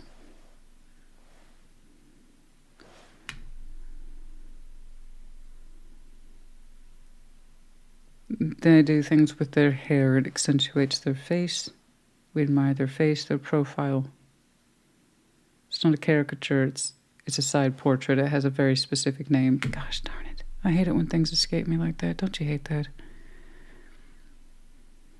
They do things with their hair to accentuate their face, but they're admired for that reason, though.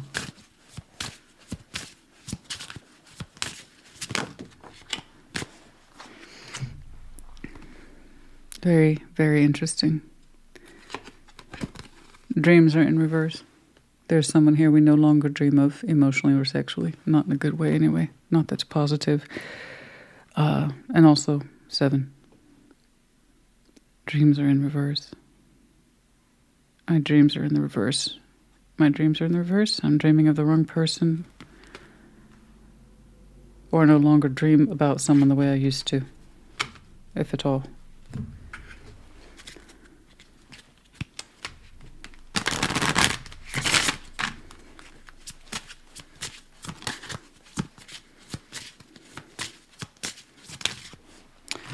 Let go of control issues. Allow the situation to unfold naturally. Okay.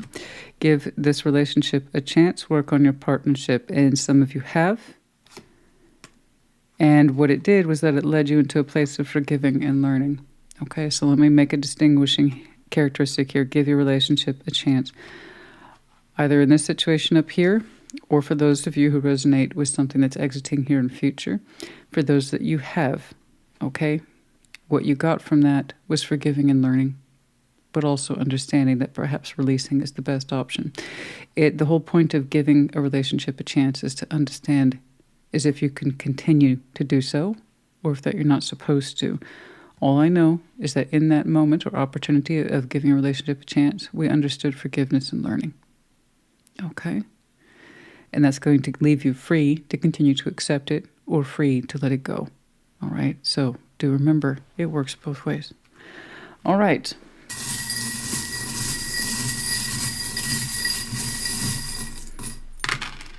We have the letter H. We have the big star in terms of big dreams. Okay, big desires, big goals. Some of you have some very strong Aquarius in your chart. Could be connecting to one because we also have their medallion here, the key word being friendly.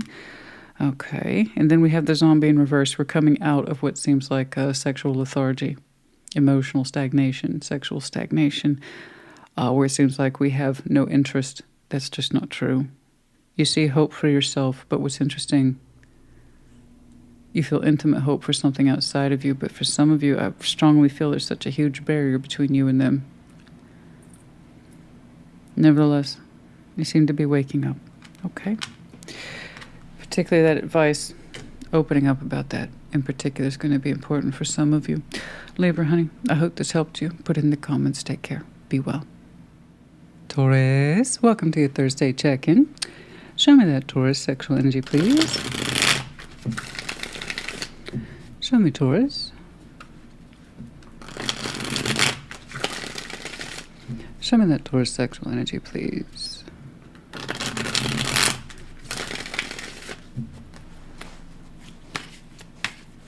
Oh, Lord. Messages are just flying in, Taurus, honey.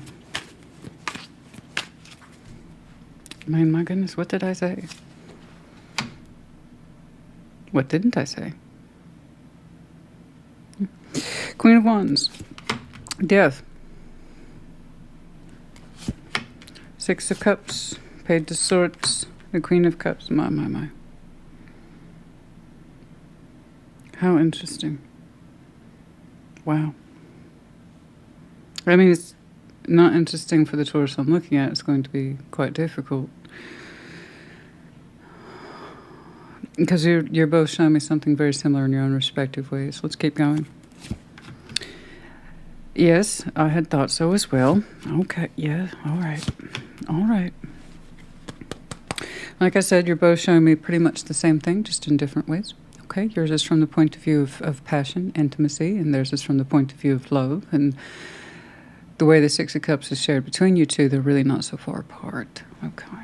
At least in terms of perspective. You're both, like I said, dealing with more or less the same thing, which means you're both aware of the issue. Okay, but yeah, just to let you know, if this is not where you are, if you just want the fun, happy, if you like pina coladas, if you want that, okay, perhaps check your other placements. All right? You know, and it's hard, guys. It's hard. It's hard when I sit here and do this and I see these things and I'm like, I know this is not why folks are here. They want the fun stuff. They want to tell me I'm going to meet a new lover and tell me they're just going to blow my fucking mind, right? That's why people, I get it. But if you're familiar with my work, I see those things and I see these things too. Okay. Yeah, you can't have one without the other. And you've had fantastic readings, Taurus love. I can't say that you haven't, but every now and again you get one of these too. Excuse me. Like I said, well, I'll find out later. Who knows?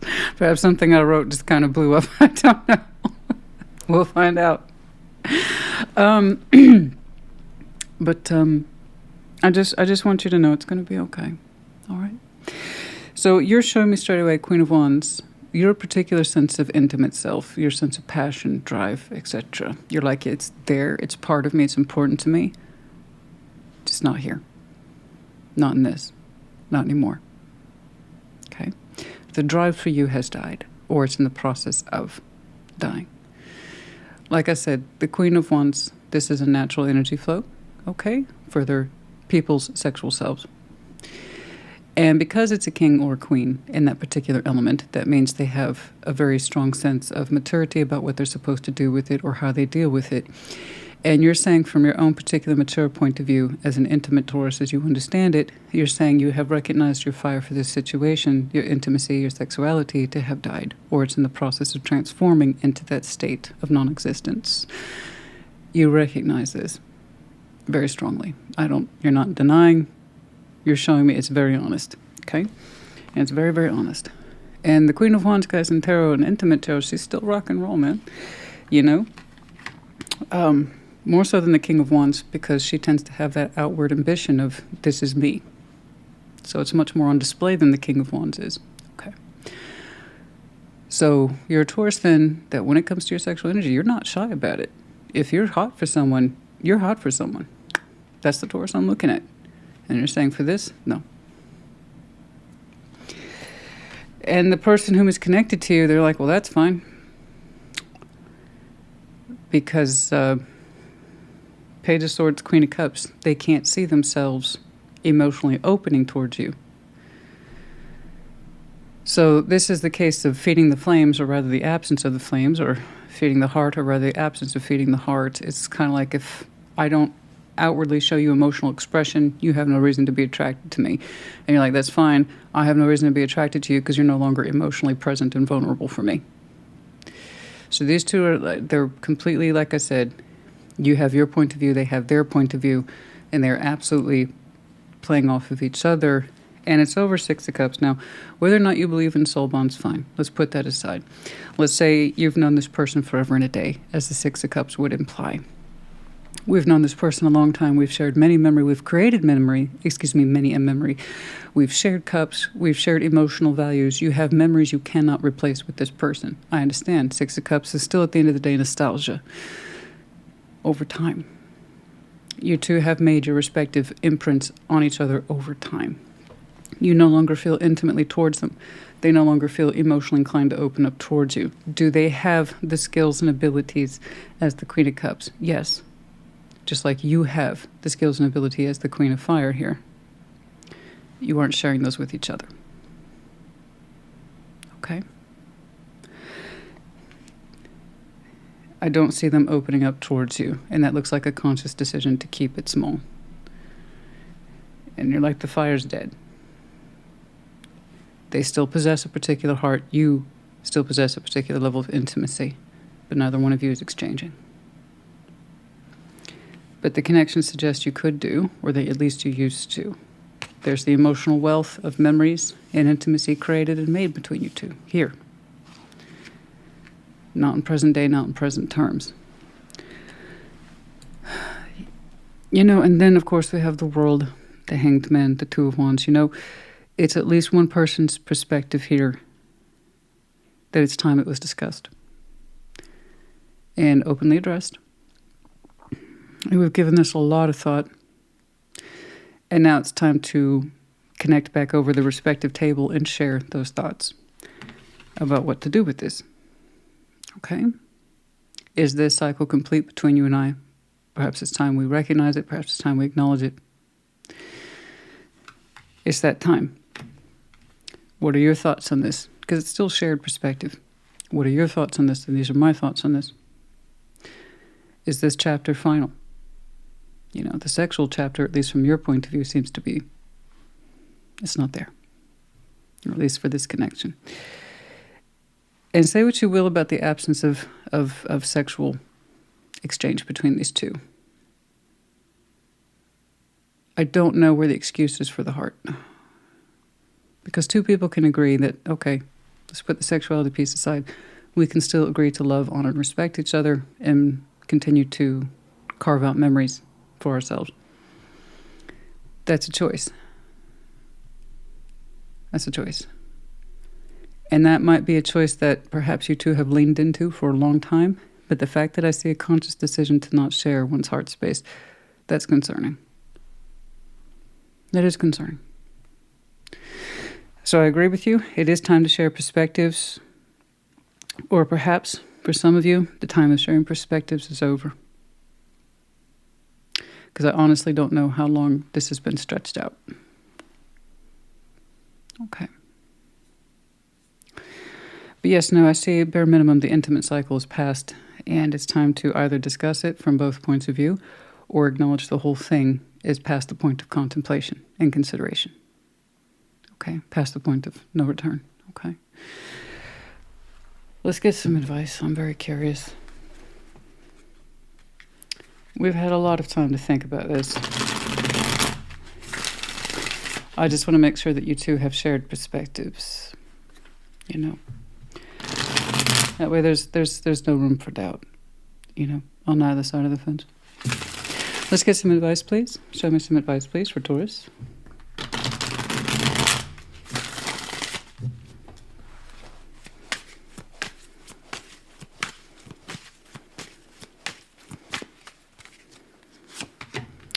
Six of Wands. A little on the nose. But yes, I appreciate the consistency. Death.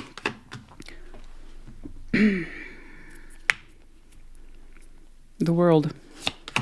Nine of Wands. I am so uncomfortable with this reading. I am so uncomfortable. Don't get me wrong. Consistency is everything in tarot. It's one of the advantages, by the way, of using multiple decks. Because it tells me the message is on point and that it's happening, if not for a lot of you, which I don't think is the case, then it's happening for a very sharp profile of the Taurus collective. In other words, you can't miss it. It's either yours or it's not, honey. And for the Taurus I'm looking at, you so know. It's not even funny how much you know. There's death again. There's the World again.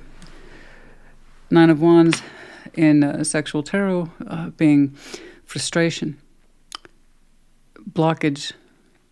I still feel what I feel, just not towards this. Therefore, I'm frustrated that I'm connected to you because I still have these feelings in me, but they don't want to be connected to you anymore.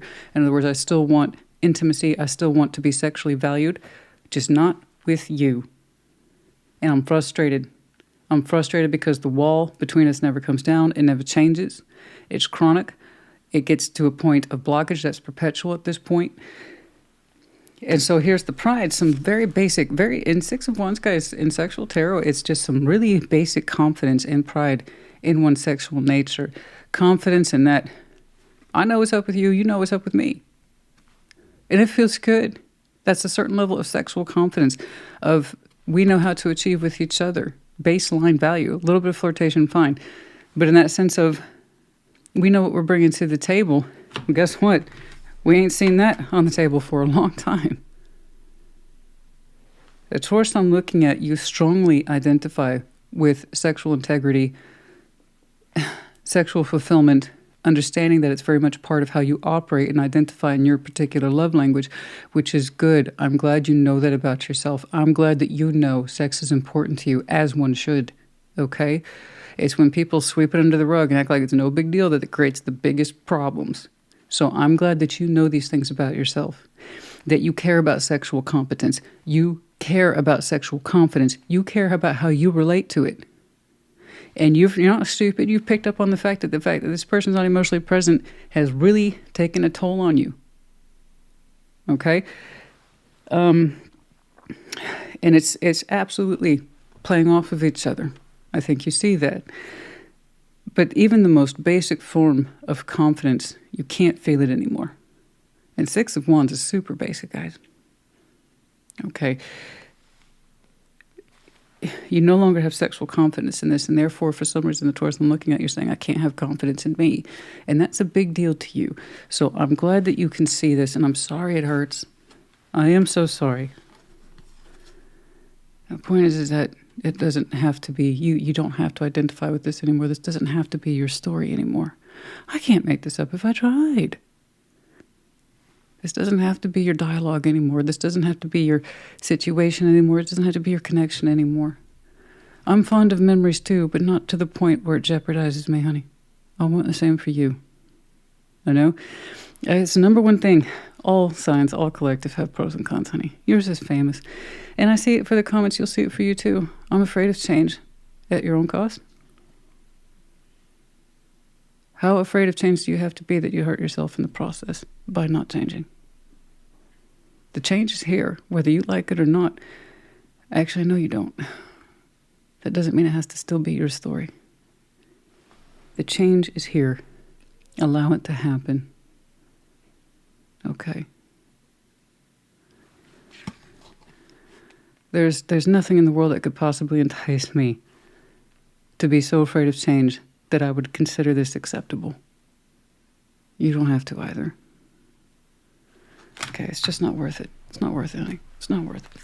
Okay?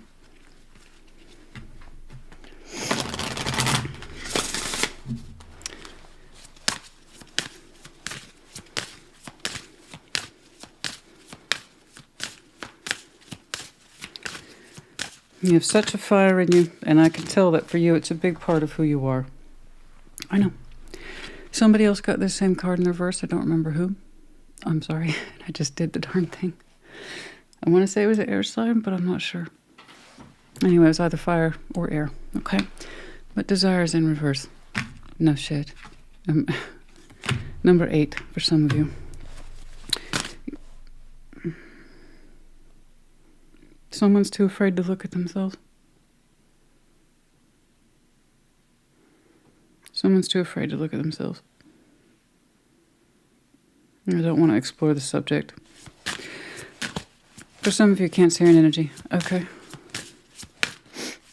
Not that I think that's important, but for some reason it was popping out. Okay, the symbol at the bottom.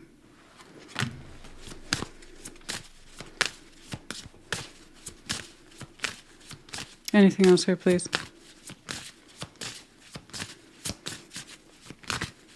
No. I'm going to leave that alone. Okay.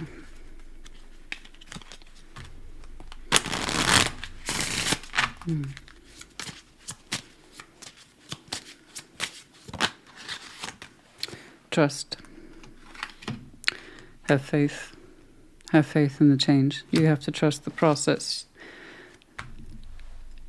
Trusting the process and succumbing to it are 2 different things. Okay. You cannot succumb to the process of change unless you trust inherently that it's what's best for you. I don't know if that's hard for you. Okay. But that doesn't excuse you.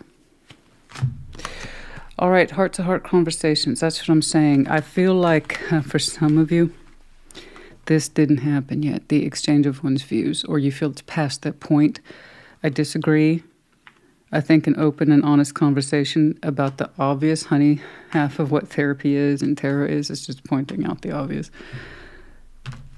Confronting it. I'm not saying give it another chance. I think you've done that. I'm not saying wait for things to get better. I would never advise you to do that. Once you start, like, just wait, things will get better. That's how you know you've already lost. I would never advise it. It's so cruel. It's so cruel. No. I'm saying laying it out. That way there's no confusion about next steps. Okay.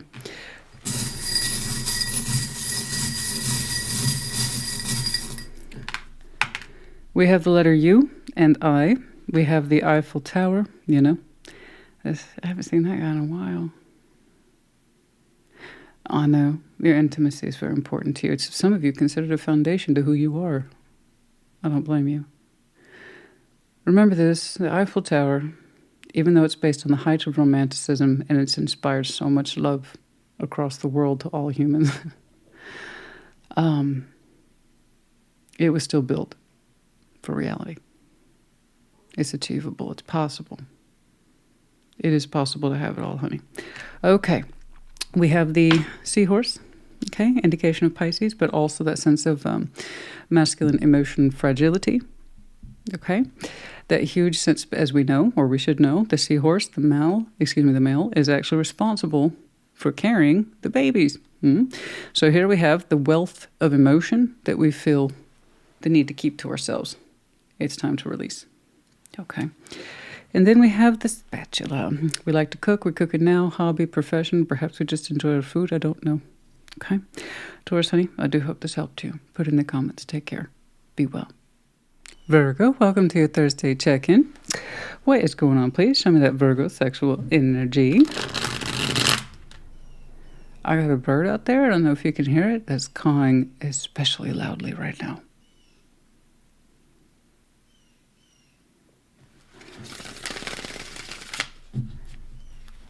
Maybe our little bird friend is intimately frustrated. I don't quite know. And let me tell you, honey, I have many a mature tree in my front and backyard, but my goodness. And I hear birds all the time is my point. Love the birds. Love the sound of the birds. But that one's just like frustrated. And I feel bad. But I'm also like, wow, you're a little loud today. You know? What's going on, please? Hi, welcome to the channel. If you're new, my name's Christina. I'm a little different. Sometimes I run what seems ludicrous side commentary, but sometimes it comes into play. What's going on? Show me Virgo. Show me that Virgo sexual energy, please.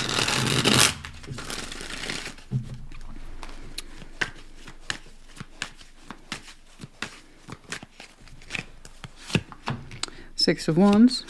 Queen of Cups. Oh, yes. The Chariot. Oh, yes. Temperance. Yeah. Yeah. Oh, yeah. Yeah. Yeah. Yeah. Yeah, Virgo. Yeah. All right. Four of Swords. Oh, yes. The Moon. Oh, yes. King of Cups. Ooh. Out of theory and into reality. I like it. Okay. We'll get there. So Six of Wands I'm sorry. Let's back up. Six of Wands, Queen of Cups. Isn't that beautiful? That is a beautiful combination of love from the heart as well as sexual confidence. Okay. Lovely. That is so gorgeous. It's so simple. It says it knows itself, that your sexual energy is absolutely connected to your heart, and your heart is connected to your sexual energy in the simplest of ways. Okay. It's still heart driven, but you're also saying, I know what's up. I know where my sexual energy points, and I feel good about it. And it is. You do feel good about it. And I like how it's connected in the both of the beautiful ways for you. That is fantastic. And there's someone whom you'd like to show some sexual confidence with. Yeah. We have the Chariot between you two. Oh, I say. Yeah. Things might be kicking off in motion here soon. This is interesting about this person. Here we have Temperance and the Ace of Wands. My goodness, this person's got a little fiery streak, but I like it. It's very healthy sexual energy in that respect of, I am naturally passionate. I am naturally hopeful. I am naturally seeking lights of path, but also I'm tempered. They're like, I know how to control my sexual energy because it's for me first and foremost. So this is this person who's done a lot of reflective work about their sexual energy. They understand it's important to them. And above all, they understand it's for them first and foremost. All things are. When we better understand and identify how our energy is for ourselves first, we get to better translate it to other people, okay? And this person says, I love sexual energy. It's natural to me, but also I understand it's something to be tempered and to learn from and to reflect on, and it should enhance me as a person. So this person believes in the principles of what we would call sexual healing, okay? They also believe in the steadiness of one's nature and that it's normal. It's normal. Attraction is normal. Sexual expression is normal. It's healthy, but also tempered. Okay, so that I love that. I love that kind of natural flow of I'm naturally open and I'm naturally attracted, but also I'm not an idiot.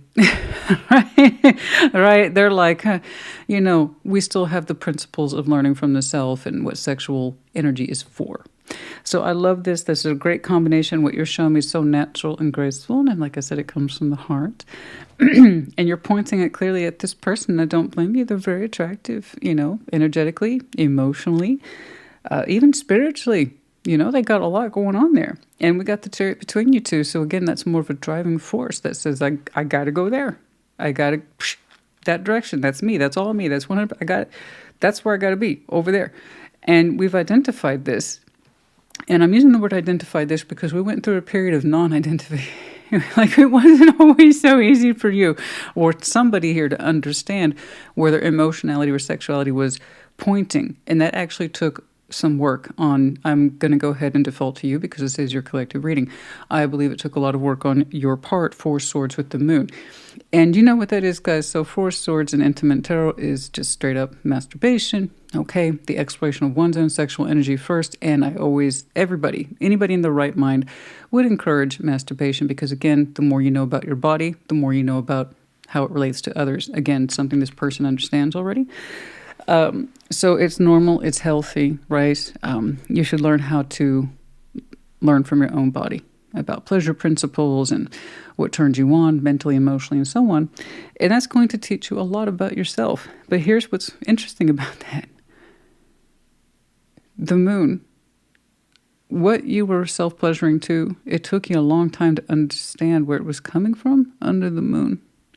It's really hard to understand one's sexual nature when we feel the need to oppress it, or that's not true, or just hey, just because I'm thinking about that person doesn't mean it means anything.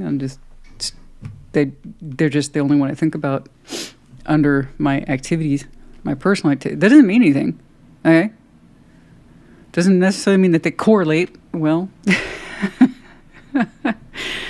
it can be extremely informative. Like I said, the Four Swords, it teaches you a lot. And there's something here, though, that when you were teaching yourself, you're like, I'm not trying to apply the lesson, though. No, I'm having a moment. And I'm glad you had your moments. But like, those moments don't mean anything. There's nothing to learn about it. But It just happened to be that one particular flow state, direction, memory, or thought over and over again, but I'm not trying to learn from that. Just, it is what it is.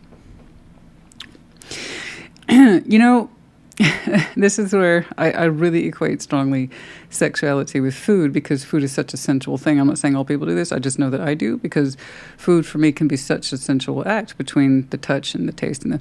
So here's the thing. As someone who really enjoys food, I cook, or when I go out, right?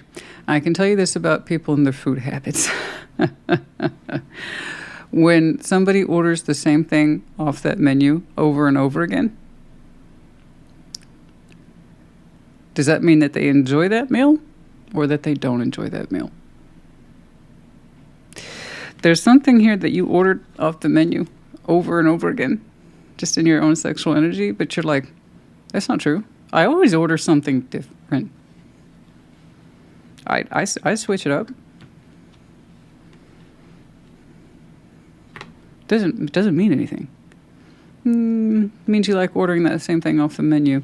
So the same is true here in our sexual energy too.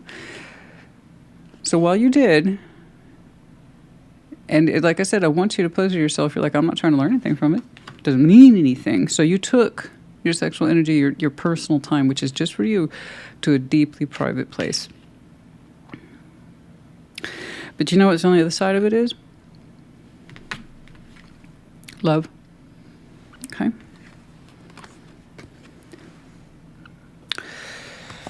It was through all these kind of quiet, personal, again, Four Swords is private. These quiet, extremely private, according to you, with the moon there. So when you had opportunity for yourself by yourself, you took it, but even then you were super quiet, even to yourself about it, not fully acknowledging what we were doing, right? But what happened on the other side of it is real authentic love. And that's how you opened up with real authentic love.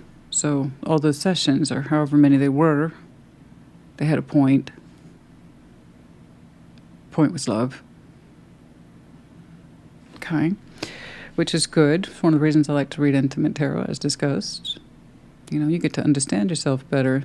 Your heart space or the absence of it, your sexuality or the absence of it, your thought process or the absence of it, your spiritual presence or the absence of it. I mean, that's why we're here. Yeah? So I'm just going to say, you know, honey, I don't know how long it took for you to understand what you felt once you got out of the moon. I just know that when you did, it was very powerful. And it's like, there's no denying that heart space. It's gorgeous. Your sexual energy flows. The strength of it, that's where I'm terribly curious, is that the chariot, which can be, if not swift, then just powerful movement. So I'm really curious. They seem to have a natural fire when it comes to you, so they must know you in some respect, but it's been tempered well. No, the fire was not extinguished. I don't know how else to phrase that. It just hit a certain way. No, it burned as bright as it ever did. It's just tempered, you know. I feel like this person, at least energetically and spiritually, responds to you in all the right ways. I would love to know a little bit more about the actual 3D direction, because I see such beautiful, natural, organic flow and the impressiveness of it and the strength of the conviction on both sides. So curious minds want to know, baby, when does this connect? Let's get some advice, please, for Virgo. Let's get some advice, please, for Virgo.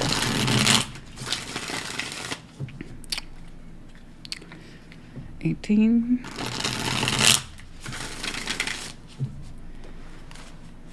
One, two, three, four. I don't know why I'm counting out. 9 of Pentacles, Queen of Cups. There it is again. Death. Yeah. 4 Swords. Oh. God, there it is again. Wow. There's that 4 Swords again. It's made you so strong. Wow. How interesting. Anyway, I did have that impression. I said I see the Scorpio energy, and there it is again. But that's for some of you. It could also be an indication of time frame, by the way, guys. But there's that Queen of Cups again, and the Death and the Four of Swords. Your heart space came out on the other side of that Four of Swords after the resting period happened. After it is you learned what it is you needed to learn, and it took you a while too. But that's when the heart came out, and it makes you feel like you. Nine of Pentacles, it makes you feel secure. Knowing that you have these feelings now make you feel secure, independent. Nine of Pentacles, that this is an autonomous thing. This is for you.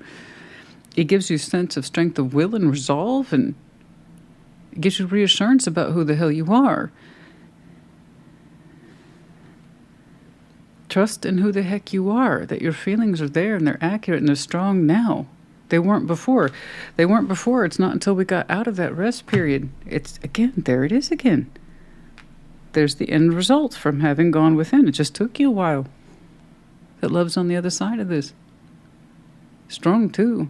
Not just strength of the root chakra, strength of the heart chakra. Yeah. You're like the sexual attraction part, Christina. That was easy. Six of Wands is pretty easy, guys. That's confidence. I know I'm turned on by that. I know that. Look at it. But to understand that you were emotionally attracted to it, man, you must have had to work through some layers. You had a lot of private sessions. That's what's up. Oh, boy. Which, again, I'm not making fun of you for. I can't. It took a while, though, honey. It took so long, but that's okay. Look at that. Your emotional conviction clearly lies on the outside of understanding these things. It is so strong, honey.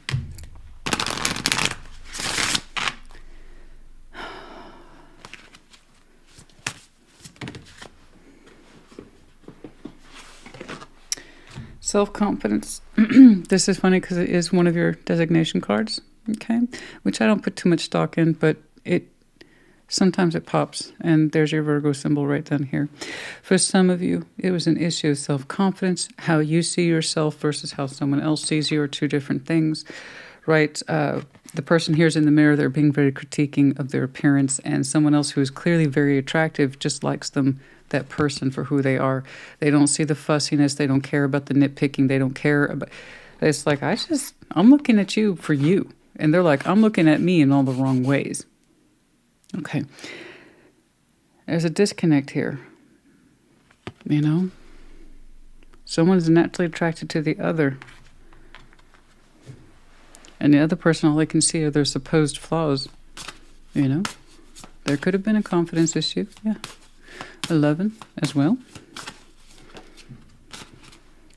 Awareness. Hyper-awareness. What's with the awareness, guys? The hyper-awareness here. And then more of that Scorpio energy, too. That's that symbol. Again, Scorpio season in the general sense. It might just be a time frame. Awareness.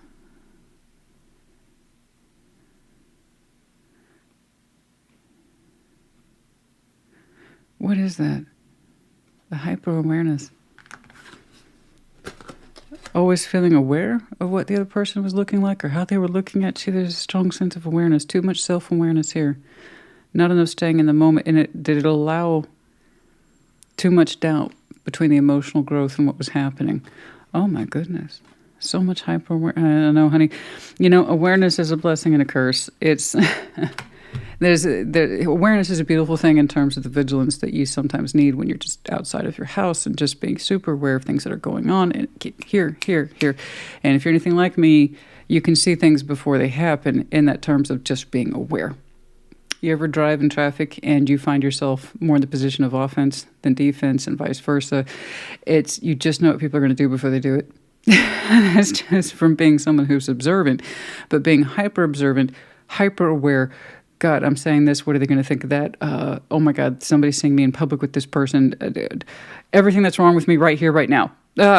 Right? And that can really hijack any sense of emotional growth or development or why someone is connecting with you at all. We lose sight of that. In that respect of, I'm too aware of everything right now. I'm just, And there's something in here about that self-confidence, being self-aware to the point that it detracted. It separated someone here from understanding how they were emotionally connected to this. And now the insight's here, though. And that's what counts. Oh, my goodness, it took us.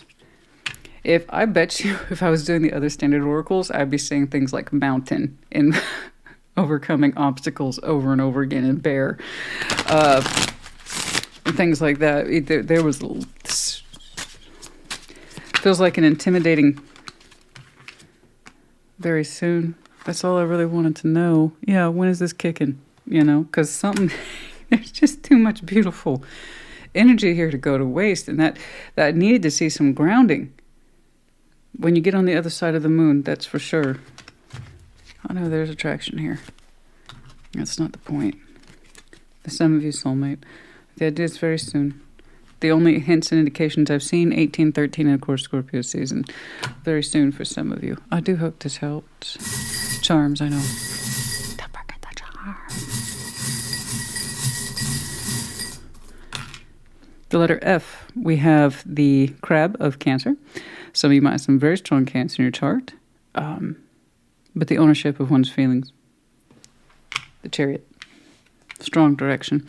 We have the medallion of Capricorn. Or some of you have some prominent Capricorn in chart. Could be connecting to one. Also could be an indication of Capricorn season, which is further out. But yeah, I can't say it's not possible. And then we have the busy bee. Bzzz. Someone is very busy to the point of distraction, or someone is prosperous. They're all over the place. There's a wealth of activity associated with the bee, like all things, pros and cons to all things. The letter F, did I say that?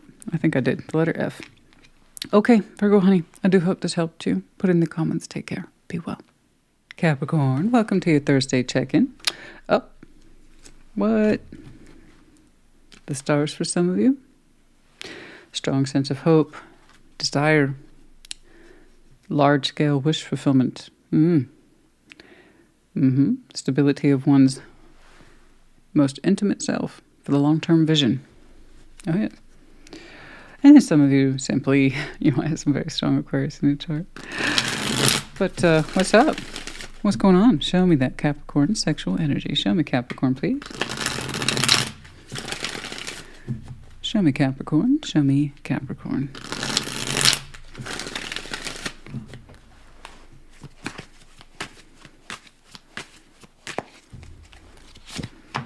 Ten of Pentacles and Temperance. Wow.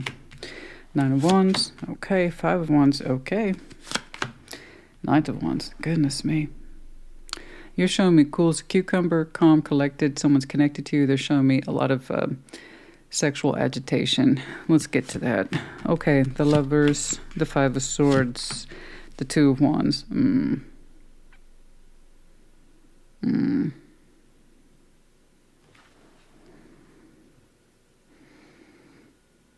You're showing me practical, steady-based sense of self, stability. You're saying you know what sexual energy is for. You've tempered yourself between you and that concept a long time ago. You're saying sexual energy is great, but it's part of who I am. I do believe in its stabilizing effects. However, it needs to serve a purpose. And I understand that. I respect that. I think a lot of people get that, or at least you hope people do. But you're saying, you know, in terms of my sexual energy, I'm calm, I'm peaceful, it's part of my life, but it's not my entire world. You know, I'm stable. I appreciate stability, and my sexual energy is used towards the stability factor for you. You've made that very, very clear. You're saying all things can be tempered and then put into this idea of the greater good, you know? And you're saying if it doesn't serve the greater good, if my sexual energy, no matter what form it takes, passion, ambition, hope, because that's all fire. Okay? People forget that about passion. It has multiple points of reference, not just sex. It's like, so if my passion, if my drive, which is what you are well known for, your ambition, what you are well known for, doesn't serve a purpose, it ain't no good for me. And I see currently a blockage between you and someone else, and they're sexually disgruntled, frustrated, angry. They're saying, I want the physical passion here and now energy. And because it's not being satiated, they're showing me restlessness, agitation, frustration. It's kind of like saying, I'm glad that you have such a mighty, noble view of your sexual energy, but for me, I live here in the now, and I would like intimacy. And they feel sexually frustrated. I'm not saying that you are going out of your way to reject it. What I'm saying is that it's not as important to you. And 9 of Wands, that is absolutely a sexual frustration barrier there. Okay. You don't seem to be connected to them sexually right now. You're saying it's just not what's important right now. The intimacy piece. You're saying you understand where your priorities are, and it's not towards this. And there's some background noise to this. There's going to be background noise to this, guys. The Lovers, 5 of Swords, and the 2 of Wands. I think you strongly believe that this is not a long-lasting connection. Okay? Or that it doesn't serve a greater purpose. And for you to decide upon it, for you to act towards it, you're saying it would be self-sabotage. Or that it would be destructive. And you're saying that's not how you want your energy to go, and that's not how you want your energy to flow. You're saying the best of your sexual energy needs to go to a higher good. And some of you believe in the principles of sexual healing between yourself and someone else. You're saying right now, the best of your time, energy, and effort is better afforded elsewhere. Okay? So I don't know if that's your long-term view. It seems like it is. It could be, however, a temporary state of your current energies that says you have other things you need to do. But I do see that barrier is right up there. 9 of Wands. And I do believe it was you that put that in place. Again, it's not me pointing fingers at you. I think that this is what you had to put in place to not deal or combat their energy, which again looks very sexually frustrated. It's like, you know what? I don't have time for this. I really don't. Or this is not what's important to me. These are not my priorities, however you want to put it, because you're showing me priorities forward. Okay. I'm not saying you're cold. I'm not saying that you don't enjoy sex. What I'm saying is, for whatever reason, at this moment in time, Capricorn has decided there's something about this connection that if I choose it, it feels false, and that it runs contrary to me and my goals. And you're giving me proof by being pissed off and angry about something like sex. So it's just kind of further vilifying the situation to you, or rather reinforcing your decision to keep that wall up. No sexual intimacy exchanged. Okay. Now, are they a player? I don't know. This frustration looks like it's been pent up for a while, which is not something players are used to. They play for a little bit. They find someone else to play with. This is more like I know who you are, and I'm choosing not to be intimately connected to you because I have other things to focus on. But you seem to think that choosing this or accepting this as a strong connection would be folly to you, whether it would be silly to you, or it would be self-destructive. And perhaps you're right. I can't really tell. Just because someone's sexually frustrated doesn't mean that it's a bad thing. That just means sometimes people are sexually frustrated. Okay. Especially if they understand it's being blocked. So in a way that suggests, I want to be sexually connected to you. Okay. So that's an indication of one's energetic flow. But you're like, I don't want your flow pointing at me. Now, if that's true, if that's your long-term view of this person, and you honestly believe choosing this bag would be a kind of force of self-harm, or that you'd be lying to yourself, okay, cool. All right?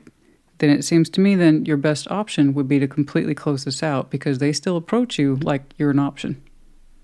At least energetically, they still try to put it at you, point at you, and you're like, no. No. So it tells me that you two are still connected, that they think trying is an option. Okay, so something to think about. If you truly believe this connection, it would be self-sabotaging if you chose it, sexually otherwise. Okay, that 9 of Wands is only going to work for so long. You're going to have to take it a step further. Because if you feel this badly about this connection, you don't want to give yourself to it intimately, cool, I understand. Then it's best to be a little bit more finalized than this. Okay, let's get some advice for you. I'm not trying to tell you what to do or how to live your life. I'm also saying they continue to point at you, which means they still believe from their point of view you're an option. Okay? Some people need more than a hint, honey. They need the actual words. I don't want to be connected to you emotionally or sexually. I think you're a destabilizing element. I don't think you're a stabilizing element. I think you're someone who, being connected to you, would destroy my life goals, not enhance them. Like, some people need it that clear cut. The 9 of Wands will only stand for so long, okay? And wouldn't you find it exhausting to constantly block someone? It's just better to say the words, you know? Let's get some advice, please. Let's get some advice, please. And if you can't trust this person, you still have your answer. If you really think they're messing around, again, stop giving them reason to point at you. Discontinue it. Because if you really can't trust this connection or their sexual activities outside of your two's connection, you still have an answer, honey. Finalize it, and then you won't have to have that 9 of Wands up anymore. That would be so exhausting, right? Because here's the thing about 9 of Wands, guys, and it still includes the same in sexual energy. It's doing the same thing over and over again, expecting different results. So if you want to stop doing the same thing, blocking this person, make sure they have a clear message that they're not welcome, intimately or otherwise, in your life. 7 of Pentacles, 10 of Wands, the 2 of Cups, and the 5 of Cups. You're saying that this emotionally just isn't worth it for you. Okay, then you have your answer. If it's that cumbersome, and it seems to be, I already say a player doesn't stick around this long. That's why I've already kind of... Is someone who I think you no longer trust sexually or intimately. Player aside, you have your answer. Because you're saying you've had a lot of time to grow this with this person, and you're still disappointed with the results. Then that speaks for itself. You have your answer then. Okay? Truly. And like I said, people need more than a hint. They need more than just, well, you're blocking me. Because then you're the dick, right? And not the way that they want. You understand? Or however you want to put it. Insert the appropriate sexual genital as you see fit. But yeah, you're going to end up being the dick here. So it's not enough to do this. Finalize it. Because you said, look, 7 of Pentacles, this has had enough time to grow. And all I am is disappointed by it. Monumentously disappointed by it. Okay. Then you know what's up. You don't trust this person's sexual energy. You don't want it touching you. You're done. Okay? I still don't see the finalization here. Just a lot of pain and begrudgery. And this is pulling away from the greater good. Okay? So there you go. I want what's best for you, not what's worse. And I'm glad that you think so well of your environment. That means you care for it a great deal. You put all your energy into it, including your passion. So imagine letting this go then, and you're freeing up even more space. You're freeing up even more energy, because now you're not busy having to reject it all the time. Let it go. All right? All right. Anything else in here, please? Waiting. What are we waiting for? Nostalgia. This is actually your card here. There's your symbol right there. Capricorn's in the corner. Waiting. 20. This, I was going to say, why haven't you let this go if you don't trust it at all? Okay. Nostalgia for some of you, number 26. Nostalgia keeps you in place because you can remember how it used to be. Am I right? Yeah. You can remember how it used to be. This person helped build the foundation with you. Am I right? But you don't see them like that. You're saying someone who you can't trust their energy. It's too wild. It's too chaotic. It's too fragmented. Or they're fucking around. Or frankly, you just don't trust them anymore. The sexual energy otherwise. But we keep waiting for what? The nostalgia to reappear. To remember that they love you, that they're still sexually attracted to you. Why? You've already put walls in place to make sure that they can't touch you anymore intimately or from the heart. Okay. The walls are speaking volumes in the absence of the ending. It's such unnecessary energy. I don't know. That's me, though. I like clean, tidy things, you know? Stretching something out because we can remember the good old days prevents you from creating more of the good old days with something else or someone else. Okay. He's saying it's nothing but heartache. I have years to prove it. Then you have an answer. Okay.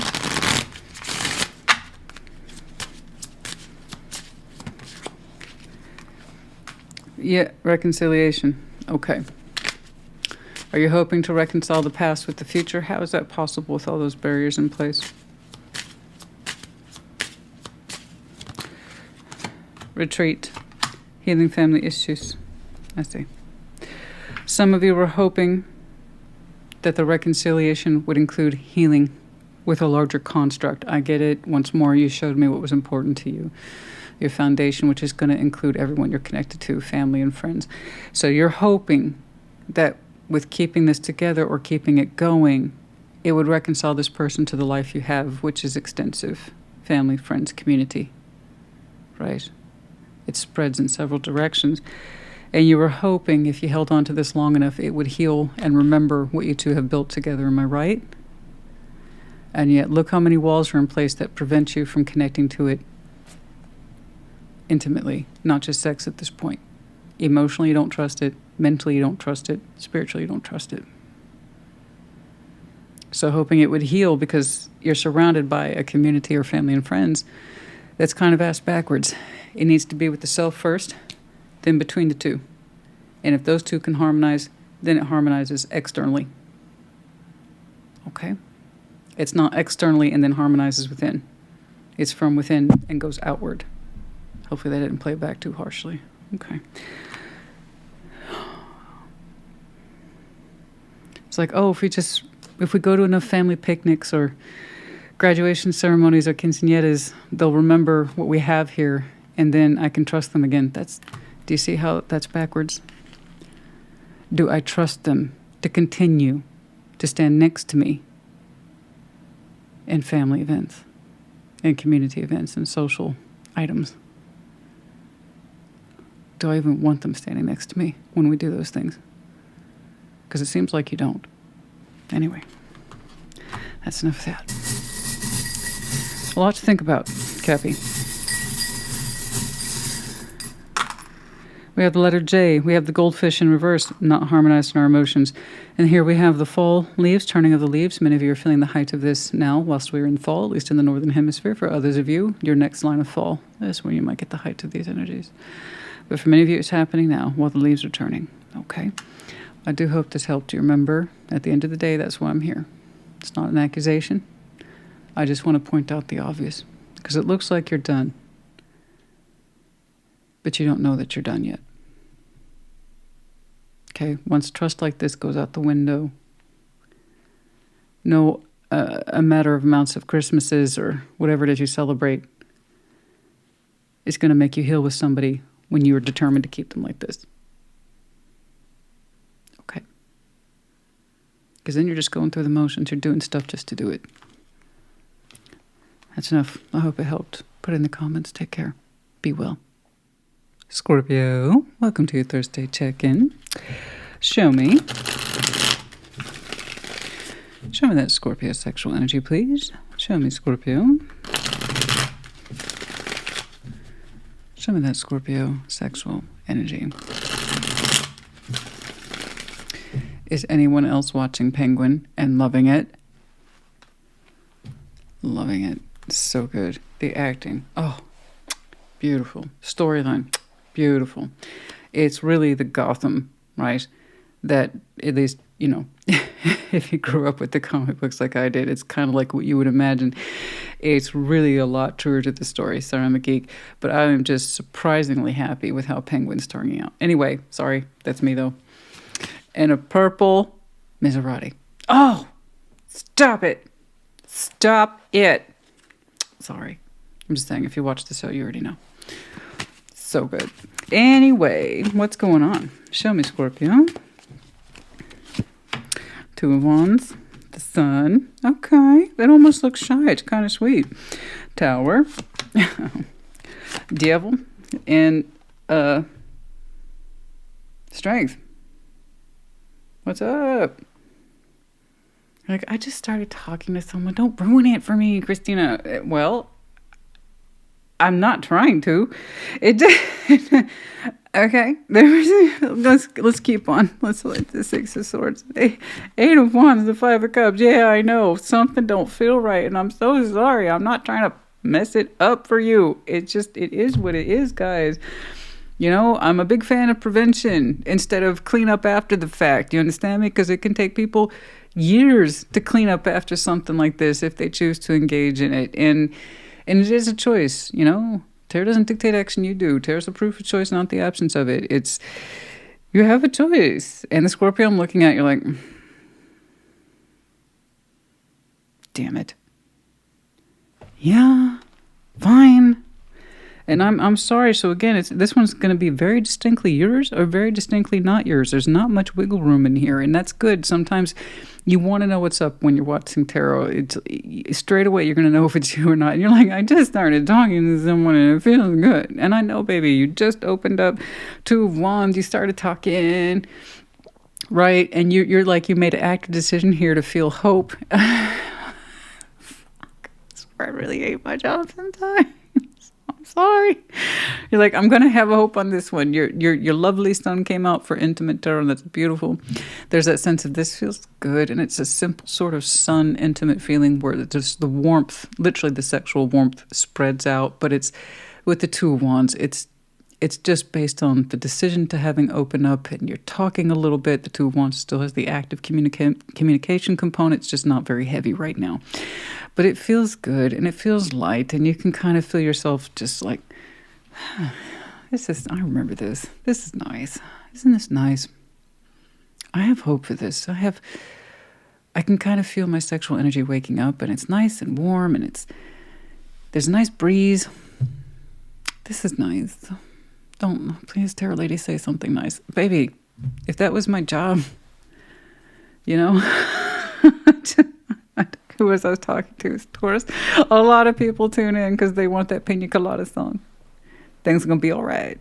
I'm going to connect with somebody who likes getting caught in the rain because I love a good Pina Colada too, baby. I'm right there with you. I love it. I love a Pina Colada and getting caught in the rain. Who does it, right? Maybe you just like the song. Point is, I know, bless you, honey, bless you. Something's going to happen that's going to disprove this case of should you progress. That's the case here. Should I progress? Should I open up a little further? Something's going to happen sooner rather than later. You're going to have a big old red flag smack across this connection. You won't be able to miss it. You won't be able to miss it. I'm so sorry. But hey, here's the thing about red flags. They're red for a reason. Acknowledge it. Don't ignore it. Don't try to play it away. Don't try to be like, I'm sure that's no big deal. No. Just know. It could be a very small red flag. Okay? Like, what's the instance of a small one that people talk themselves out of all the time? A first date scenario when somebody's rude to the server seems so big deal. No, excuse me. It seems like no big deal at the time. It's a big deal. I promise. Okay? What's some other small things? Somebody says they will absolutely call or do this at this time this day. It doesn't happen. Maybe one time it's excusable. After that, it's a red flag. It's the small stuff that if you choose to ignore it, it's at your cost. Or if you choose to acknowledge it, you save yourself a bunch of bullshit. Okay? That's how that works. So, devil with strength. Oh boy. Oh boy, that person's sexual energy is all the way up here. Okay? I know that looked weird. That's because I'm really trying to emphasize the point. If you understand why I have the camera angle I do, it's because I'm tall. People want to see the cards and they want to see the reader. That's usually how it works. So this is the best compromise I can get between height and table. That's why. So devil and strength. Oh boy, that sexual energy, ding! It doesn't just hit the roof, it breaks through it. So that can be flattering, but it's coming on way too strong. Way too strong. Too strong. Okay? I like a strong cup of coffee. What I don't like is that I don't know you. And while the initial conversation feels good, You're taking it a little too far, a little too fast, a little too... And don't try to tell me how intense you feel. You just met me. There should be no such intensity here. No. Now, let's say you've known each other for years, and the sexual intensity for that person got really, really high, but it ain't happened yet. Well, that in and of itself is still problematic. Point is, it's just too much. It's way too much, and there's strength in there in terms of one's sexual energy. There's pride wrapped up into it. There's a lot of sexual-based ego in here. It looks really unhealthy, and one's reinforcing the other. Unfortunately, this person's using strength in a negative way, not in a positive way, towards their sexual identification, towards you. Again, it's too much, way too much, too much. It's too much on the upfront. You just like, I just started to hope. And then the red flags can come in. We can't ignore that. Or at least if you're a smart Scorpio, you won't. But yes, I'm assuming you blow that up. Now, I'm just saying we have a job to do. It's not a comfortable job, but not all superheroes wear capes. Okay? 6 of Swords, 8 of Wands, 5 of Cups. Yep. That's one for the books, all right. I don't think that 5 of Cups, guys, I really shouldn't be seeing that for this situation. But for some reason, you are showing me disappointment. It reminds you of something of the past, however. Not with it. I do believe this is a brand new energy because you didn't. This is not incidental. That slow, appropriate level of maybe I could open up to this. It feels good. I'm gonna watch the Tarot Lady real quick, and then I tell you this shit, right? No, it reminds you of stuff of the past immediately, and that was your red flag. You're like, I've been through this situation before. I've been through it. It reminds you of something of the past. That you were like, I learned that lesson once. I'm not learning it twice. Right? You can imagine what I said. 6 of Swords, 8 of Wands. Yeah, no, you're going to... I'm so sorry. You're going to start talking to this sooner rather than later. But that's good. That tells me you didn't ignore your instincts. A developed Scorpio should never ignore your... Underdeveloped or insecure Scorpios will ignore their instincts all day long. And then that's how they rack up these all the time. All right? So don't ignore your instinct. It's there for a reason. But yeah, no, we're going to leave this. You're not going to entertain it. I think you're just going to be like, you know what? We're just going to... Oh boy, we're just going to set that one aside. We're going to go ahead and label it in the phone, that one.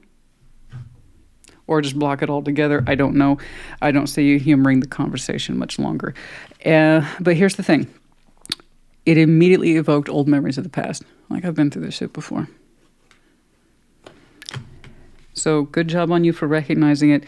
But bless you, though. But you know what this tells me, though, is that you are a little bit more intimately ripe. Okay? That you've been feeling a little bit more open these days sexually. You've been feeling a little bit more warm. Okay, and open to conversations that are warmer these days. Like you've been doing a weather check on yourself, and you're like, you know, I feel like I could be open to some new intimate experiences, just not with that. But in the general sense, so that's telling me you've been feeling good these days about heading in that direction. So if you know that about yourself, then hey, there'll be other people to talk to, I promise. But don't ever, ever slight yourself for those red flags, honey. It's just, it's not worth it. I don't care how massive that person's erection is or how strong they're coming. I don't care if it's a boy or a man or a woman. There's just no... Something's not right. Something ain't right, you know? Let's say you ever had that situation where you have a nice date. It's nice. It's not over the top. It's just right. And you're like, you know what? I could see a second date. But then on that first date, they get all up in your face and just try to cram their tongue down your throat. And you're like, okay, well, we're going to not see you again. Yeah, it's not too much too soon. Something's not right. I don't know. It ain't sitting right. Point is, it reminded you of something of the past. And that's how you develop your red flags, is that you learn from the past. You don't ignore it. Okay. What's up? Myself, I'm fond of a slow burn. 10 of Wands. The Eights of Pentacles, the High Priestess, and the Eight of Cups. You're saying this one, it would take too much work, and you ain't into it. No, you're right. To try to cooperate with this, make sense of it, specifically with the Eight of Pentacles, you're like, no, no, no, no. This is the kind of time, energy, and effort you give someone after you've known them a long time and you really believe that they're worth it, and then you try to work with them no matter how hard it is. That's an honest assessment based on how long you've known that person and how well you love them. Okay, those are the kind of skills and experiences and tools you pull out of your tool bag when you've known someone a long time. You know what? This situation between us is not easy. But this is what I'm willing to do because I love you and I'm a hard worker. I don't do things half-assed. So this is what I can do. You give that kind of energy to that situation, not to this person. Not to this Joe Smo. I don't know it. Or Jane Schmo. But I just, no. You're intuitively, you're like, walk away from this. It's not worth it. It's not worth it. Your intuition's screaming at you. Literally, your intuition's here. You know what it is to work hard for something or someone that's worth it. This ain't it. This ain't it, honey. You do an emotional evac on this one. You don't want it. Something's not right, man. Like, I'm weirdly, almost perversely curious to clarify that because I'm like, what was the red flag? But I'm also like, you know what? I'm like a Scorpio. I really don't want to investigate it further. Because you're saying you've been down that road. You're going to go back to what looks like the rightful position of waiting. I very rarely say that, but this one ain't it. So if indeed you are that Scorpio that you've just started to warm up your sexual energies and you started to feel them outside of you, you know, you're giving out the signals and it feels safe and okay, you're going to go back to that position of, you know what, we're going to wait for the right one because this ain't it. Yeah. Okay. And there's a sense of triumph later. Someone's going to be the pick. I don't know if you can make out that image, but someone's going to be just the right pick. Someone's going to fit just right. Yeah. We're waiting for a particular sense of triumph. We want the right pick, the right person, the right time. Yeah. Yeah, like I said, for Scorpio, it's honestly, we don't really have a problem waiting if it means it's correct. So we will go through long stretches of celibacy that are quite normal for us, you know. Yes, we are very sexually comfortable with people we are sexually comfortable with, in which case celibacy need not apply. And until, but until then, like, no, I'm good. I'm in my chill space. And I know how to keep myself entertained. You know. What's up? Yeah. Let your friends help you. You might want to run this by others, but I think you got this. Okay?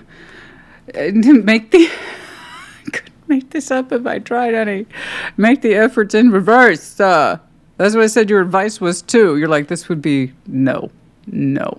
You put that kind of work into somebody who's worth it. You know they're worth it because you love them. And you get an idea that they can give it back to you. Whatever this is ain't worth it. Don't make that effort, baby. I couldn't make this shit up if I tried. Okay. Yeah, something's wrong. Something's wrong, man. Something's wrong. But it's not your problem. All right.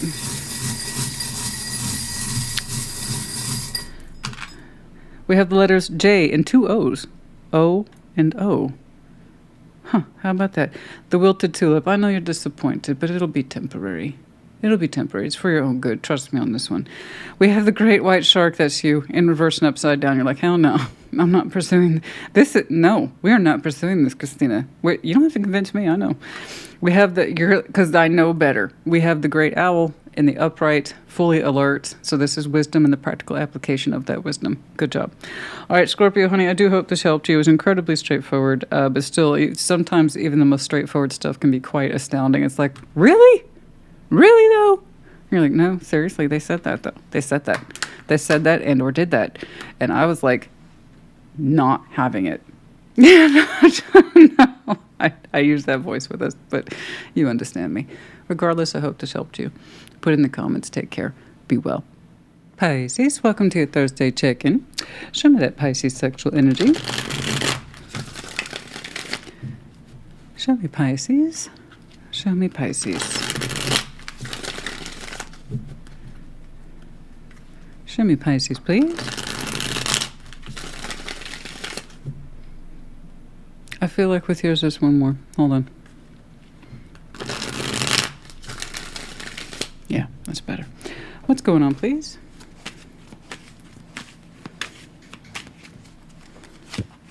Ace of Wands. The High Priestess. Congratulations. That's beautiful. A Tower. If you have Scorpio in your chart, perhaps check theirs out.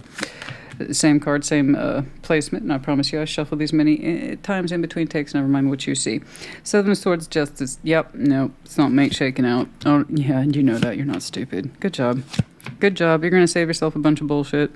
So again, if you have Scorpio, similar but not quite. Theirs was just so blunt on the red flag energy.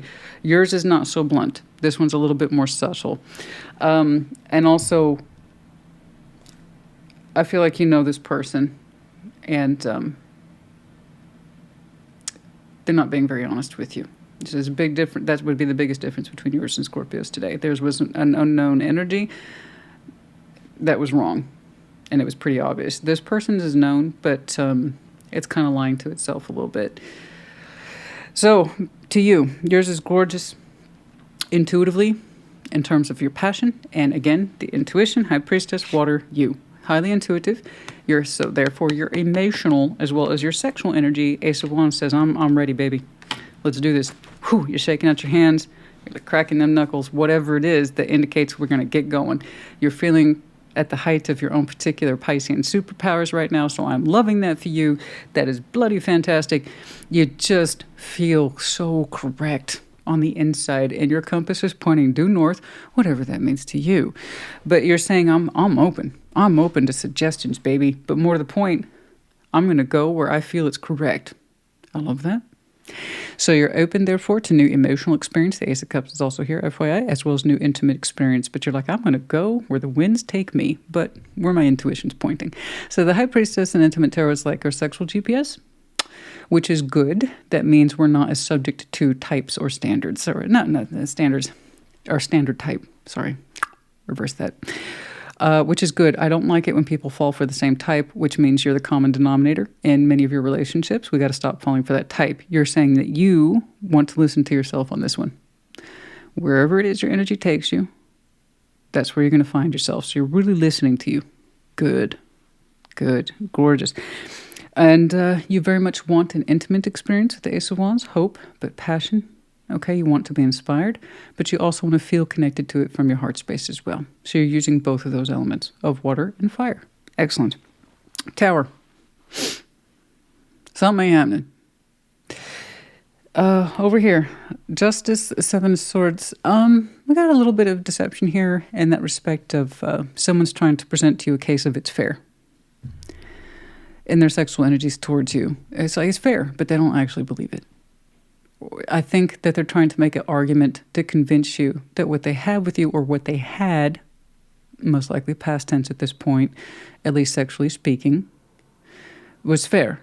That you both benefited from it, that we both liked it as I understood it, or that we were both equal in this. They're kind of lying to themselves in that. It's not a full lie, it's a partial lie. I'm sure at one time you did resonate with the sexual energies with this person. I'm sure at one point you did identify it as being a fair experience or exchange, but time passed and you no longer feel that way for whatever particular reason. You would know best. But the fact that they're trying to present to you their energies that says it was fair then and it's still fair now, you're like, that's not true though.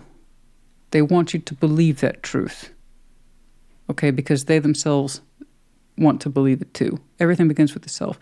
So if somebody needs to believe their own lie, it's going to travel outwards that way too. I'm going to need you to believe it so I can believe it, so I can continue to feed it back to you so that you can continue to, you see what I'm saying? That's why the Seven of Swords and the Five of Swords, depending on the issue, can run very deep for a very long time for something what seems like very insubstantial or very substantial reasons. The point is that if it's there, it can reinforce itself. Everything begins with the self. So if we lie to ourselves, we're lying to someone else too. We have to. Otherwise, we can't believe it. That means the other person can't believe it. Is it done on purpose? No. It just depends on how, typically no. There's active lying and then there's sidestepping. And this is more like sidestepping. The truth is that it's not fair. Otherwise, if it was, you'd still be there. You are trying to attract something else. And listen to yourself simultaneously. This person's not listening to themselves, and they're not trying to attract another energy. But they want you to point that energy at them. and say, look, it was fair. It was always fair. No, that's what you need to tell yourself in order to keep pointing at Pisces. Stop pointing at Pisces. And I'm not quite sure. I mean, that's what I'm saying here today. It's looking like you're going to put your so-called energetic foot down on the subject with the Tower. There's going to be something here you just can't ignore. It's looking confrontational in that I think you're directly assessing it, calling it out, and you might need to with this situation. It depends on how much someone wants to retain that sense of, here's part of the truth, but not all of it. Please believe the other part that's not true. I see you getting confrontational with it, which is actually good. Because, guys, here's the thing. If we're not honest, they'll repeat it. They'll try to repeat it with us, or they'll try to repeat it with someone else. So that's why it's best to be honest about the situation. This is what I experienced with you, and this is what you want me to believe, and this is why it's not true for me.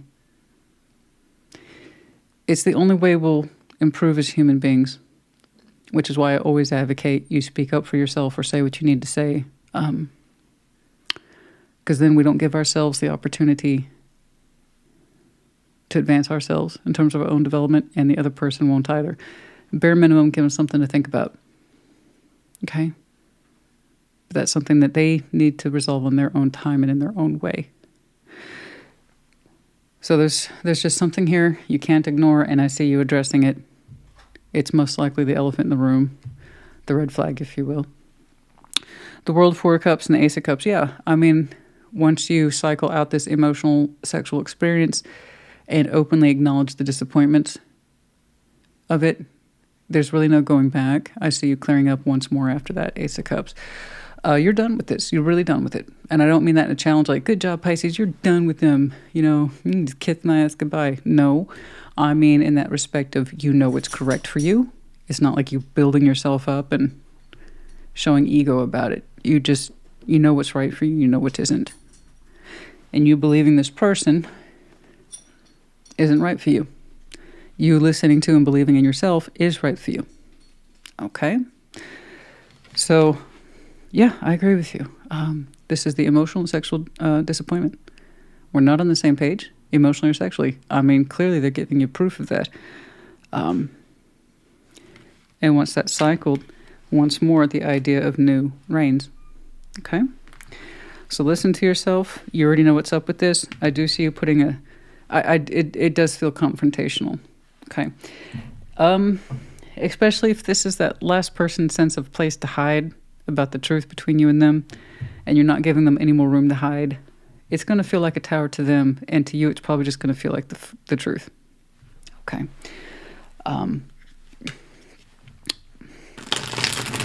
There you go. That's what I'm saying. Don't do anyone favors, you know. Do what they can't, and just put things out the way they are. Say them for what they are, you know. Let's get some advice, please. Let's get some advice. Let's get some advice. Let's get some advice.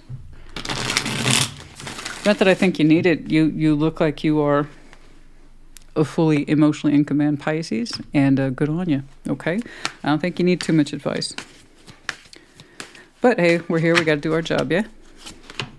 Page of Swords, Page of Wands, Knights of Pentacles, and the Four. Okay, so there's some sort of relationship here, except we had pages managing it. In that respect, if it took two, I think you played along in this relationship over a long period of time. But as we continued to play along, you got play results, didn't you? This relationship, Four of Wands, was stretched out over a long period of time, Knight of Pentacles, only for it to be carried by the weight of 2 pages. In other words, you played along with this for a long time. And that's why they felt that they could reapproach you with the same energies, because it always worked in the past, right? And that's why you had to put your foot down, right? Look, we had a bunch of low energy and in denial energy towards each other for a long time. And keeping an eye on things and just seeing how it moved caused our destruction, our demise. It didn't make us better. I think you're doing a lot of hardcore calling out on this one. It looks like, I don't think you do it to be mean at all. I don't think you do it to be malicious. I think it's because it's just an overwhelming truth. And if what worked for you both in the past doesn't work for you now, then you have your answer anyway. Okay? So let's go back to play along with me like we used to. You know, I don't want to play anymore. I don't want to play anymore. Okay. I'm sorry for a relationship that's been stretched out the way it has. You should both have more to show for it than pages. Okay, there I said it. All right. Oh. Transgression, number 21. Transgression, there's that feeling that some of you have been crossed, that they feel crossed or double-crossed. A transgression was made, poisonous thoughts. Something that was said that can't be taken back, the truth of it. You tease me with sexual appeal. You tease me that this could be mine. You tease me that you will feed me emotionally and intimately, but you don't. There's something about that. I know I hit a sore point. Know I hit a sore point. Number 21, transgression. There's this idea that I'm open and I'm ripe for business, but not really. I can shut it down as soon as I turn it on. I make you think you got a chance. I think you got a shot, and you don't. It's poisonous. It's poisonous. It's a transgression.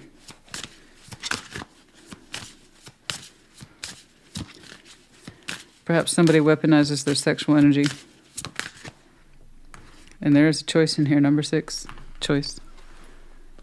There's a choice to always be the outsider looking in, or to be the outsider and stop and look somewhere else.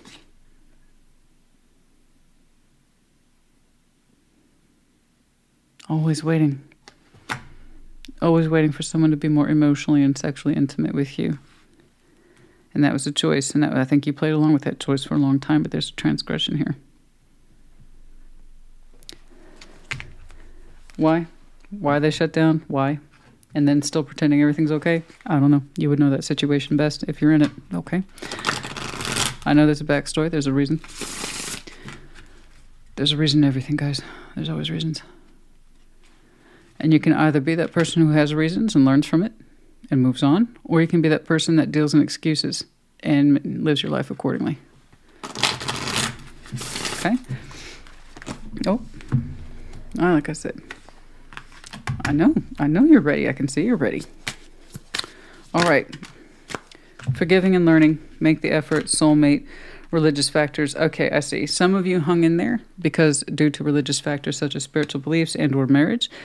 And I think you forgave and learned from this as much as you could about making the effort and soulmate and what does that mean? What does obligation of the soul mean? Versus 3D. I mean, there's a lot of sense of forgiving. So I'm saying you put your foot down.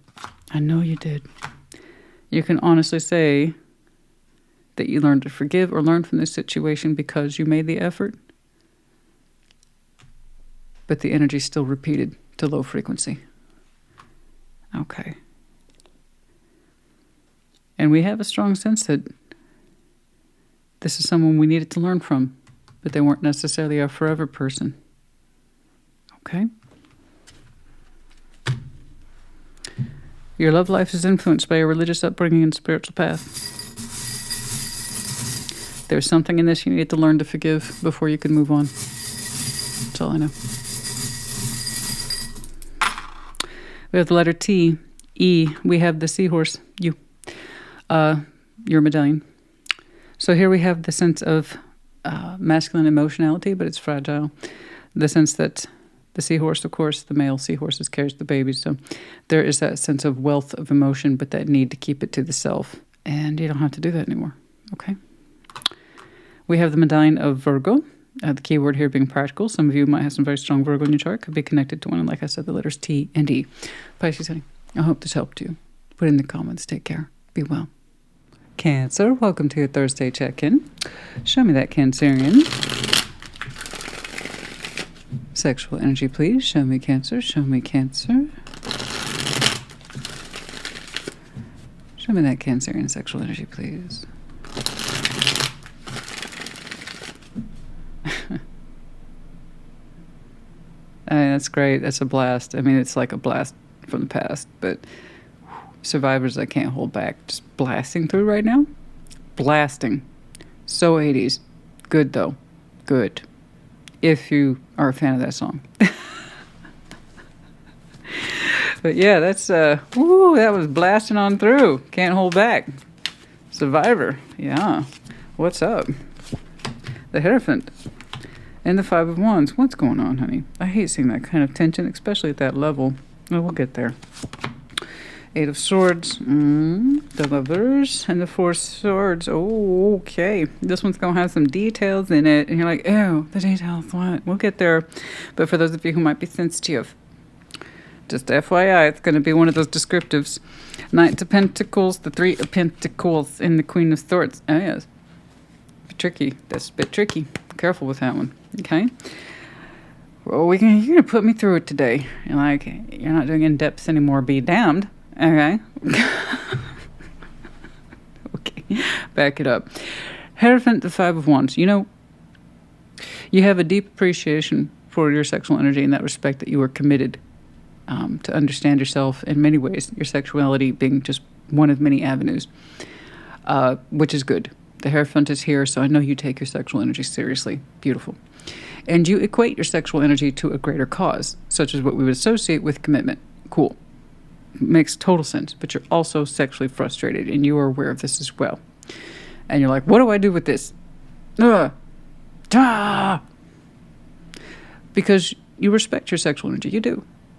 And you honestly believe it should go to a higher good, namely yourself. You're saying, I stand by my sexual energy. I stand by who I am. I believe in it. I do. But I know there's more to it than that. And that's what I got to stand up for. So if I have sexual energy at all, it's got to serve a purpose. It needs to serve a purpose to me. And whatever else it is that you understand is important to you in this life. And I completely understand that. But you're frustrated as hell. Okay? What's up with that? Eight of Swords. I got blindness between you and someone else. But it's imposed. It doesn't have to be that way. I know people hate when I say that. The mind on one side or both sides really hijacks the dialogue, or rather the potential dialogue between you two. Someone's overthinking it to the point of procrastination and then therefore does nothing, going back to square one. Okay. You both experience it in your own way. But I think a big part of why you're frustrated is because you can't see.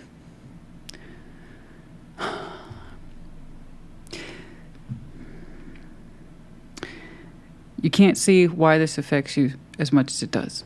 And it's like you go back to square one and it gets shut down and it reinforces your pissed off sexual energy. And so you kind of commit to trying to understand it better. It still makes no sense to you. And then the whole thing gets shut down and put off or disregarded or devalued. And the Eight of Swords can do all that. That's what blindness is. That's what self-imposed blindness is. I'm just going to dumb this down so I can ignore it. You know, that's what procrastination is when you think about it. There's more than one type of procrastination. Work, homework, any kind of work, spiritual work, sexual work. It's like honey, we're human beings. We are ingenious. If we want to put something off, we're gonna. This is not convenient. It just weighs on me, but it's not convenient. Yeah.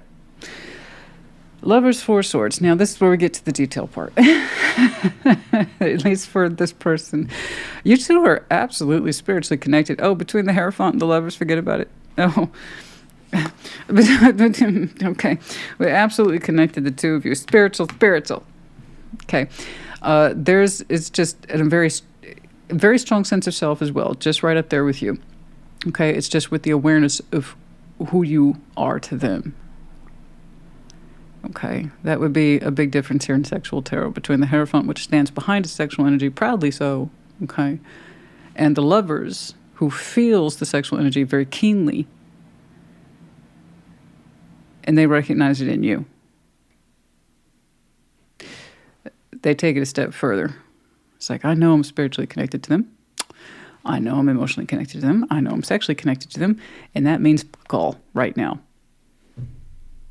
And that means a call, you know, especially if there's no dialogue between you two. And the Four Swords, you know, the detail part being is that they pleasure themselves to you still.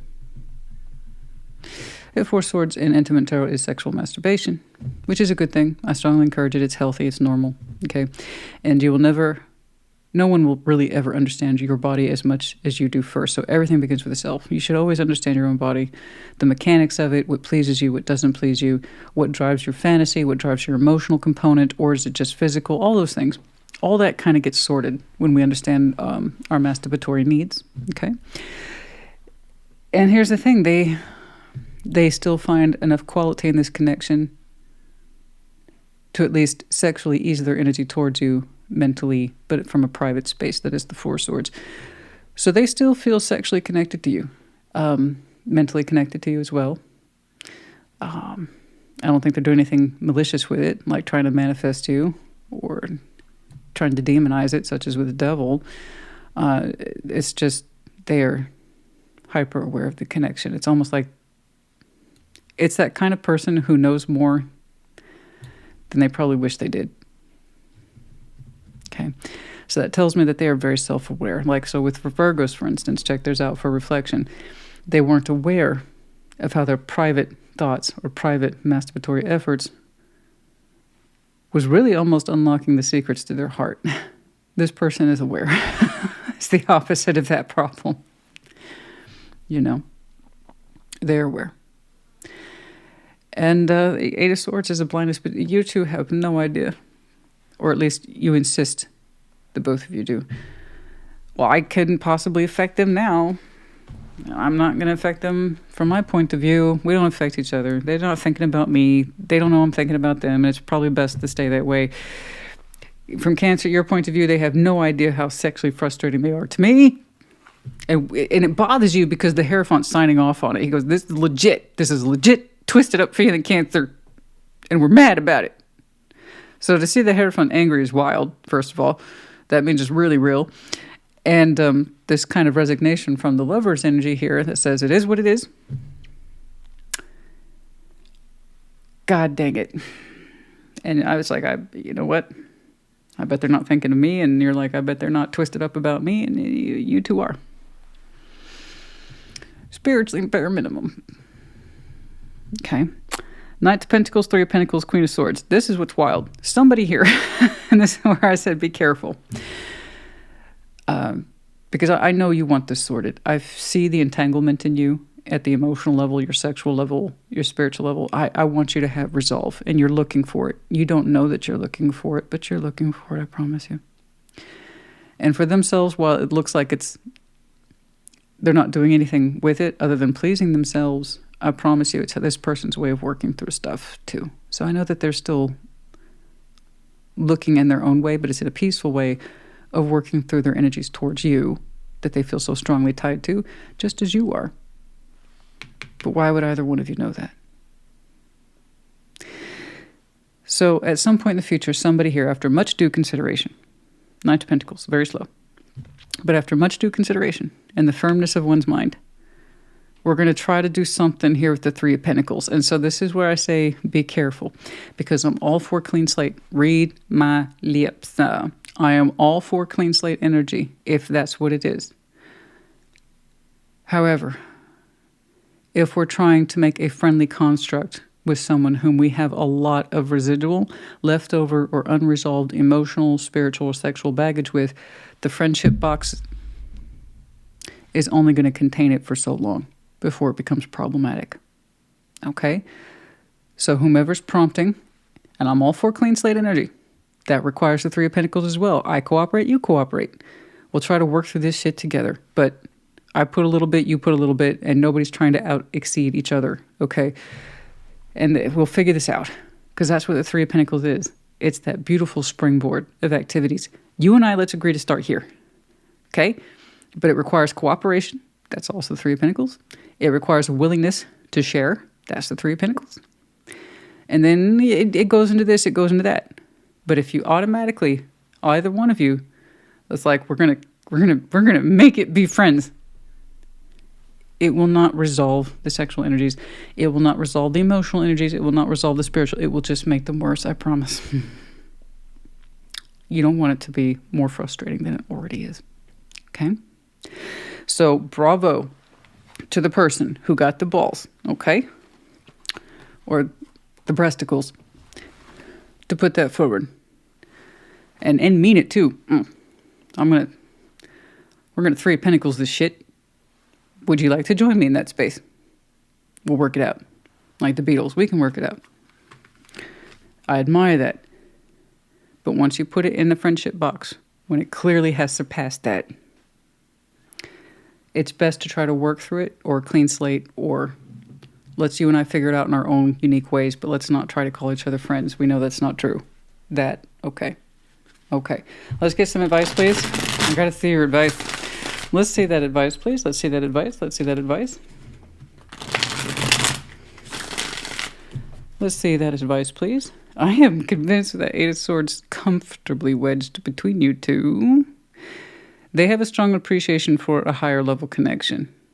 That means they have glimmers of the idea that you're connected to it. But you're probably thinking, they don't think about me at all anyway. Fuck them. They do.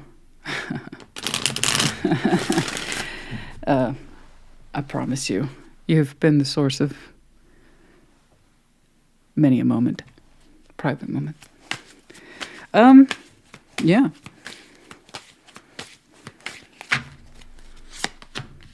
Ten of Swords, the Four of Wands, Page of Pentacles, the Two of Cups. Oh, see? Despite the pain, and I know that there was some sort of ending here, at least physically in the 3D, spiritually there was no such ending. Not that that's accusatory. I'm just saying there's a reason why you two are still having inner turmoil about each other at a distance. 1 + 1, you know, which is 2. Speaking of 2, we got the Two of Cups here. So on Ten of Swords, yeah, I know there's pain and there's an ending here. The way that's just obvious at this point. Let's call it a soft ending. Four of Wands, there is also a relationship too. No matter how small it might have been built with that Page of Pentacles, it may not have been invested frequently or a lot, or perhaps the investment wasn't taken as seriously in the 3D. Okay. Nevertheless, what remained here was the Two of Cups. There was still an emotional value shared on both sides. Okay. There was still a sense of equal love. And back here in the distance, even though this is the Two of Cups, back here in the distance is the Lovers. The Lovers in this deck, when we blow it up, are these two figures in the archway. Okay. It's the only time you see it in this kind of way. I know that the Lovers connection, at least from this person's point of view, is how to best describe the situation. They've thought about it many times. You may not see it that way, but then also ask yourself, why are you still so spiritually entangled in it? And that might help you. If it had been anything else, would you still be struggling with it to this day? So in many respects, I respect this. I respect this resolve to make it workable, to put something in it, if anything else, just to help let it go. And you want the other person in on that, or to fix it. I don't know. I respect this. I do. But so the advice is, yes, there's pain here, and there's going to be pain on both sides, but so long as you two can remember that there's a core value shared here between you two about what it's like to love each other and to respect whatever relationship was built, then working through it's plausible. Okay? But just don't call it friends when it's not friends. That's it. That would be my only advice to you. What happens after that, I don't know, guys. I really don't know. That's another reading for another day. I'm just saying the proposition to get these two knuckleheads to talk, you know. That's all I really got from that. But one person gets the solo credit for trying to bring the band back together, if you will, but in a manageable way. Yes, the triumph. Yeah, someone's going to be successful in this. The pick. It's the right pick at the right time.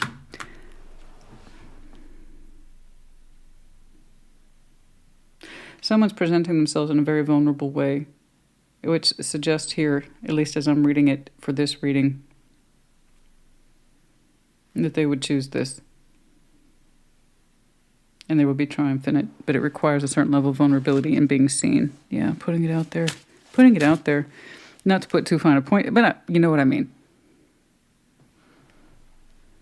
Okay. It's a metaphor. It's so easy. It is so easy, you guys. The innuendos, the double entendre, it's so easy in intimate tarot. Yeah. Yeah. And in this respect, we have that sense of freedom. There will be freedom in this. There will be freedom. I don't know how else to put that, but it's going to feel freeing. It's triumphant. It's going to set us free in some way. Okay? We have choice in this too, to harmonize. It's a choice to harmonize, I agree. In this context, as it was literally shown to me, yes, it is a choice to harmonize. I agree. Number 6, 28, 32, and 9. Okay?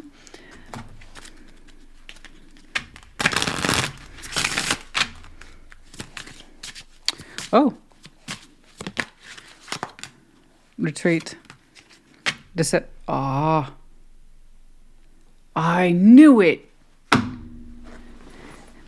Okay, you have to understand the retreat was in next to deception. You were both lying to yourselves about, well, I guess it's over. It's retreat. They don't think about me, they don't like me, they don't love me, they don't give a damn. This is self-deception on both sides. I think you both had to tell yourself that, right? That retreat was a deception. I'm not saying one of you actively fainted. In other words, you fainted an ending or you faked one to bring you two closer together. That's ass-backwards logic, and it never works. This is, I told you, self-imposed blindness on both sides. It's like it's just easier to believe that they shut me down and shut me out. It's just easier to believe that than to think that we're still spiritually connected. I get you. Yours is much more of the complicated spiritual side today. Okay. And you both have your respective sexual energies, but they're still very much tangled up with this person whom you're both trying to convince each other they don't give a damn about me. Or they don't care, or they never really did. This person has I'm sorry, but they have a slightly better inclination towards the connection. In that respect of, this is what it is.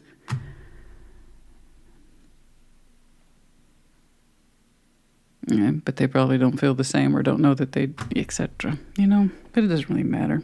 That's pissing points. That doesn't really mean much at the end of the day.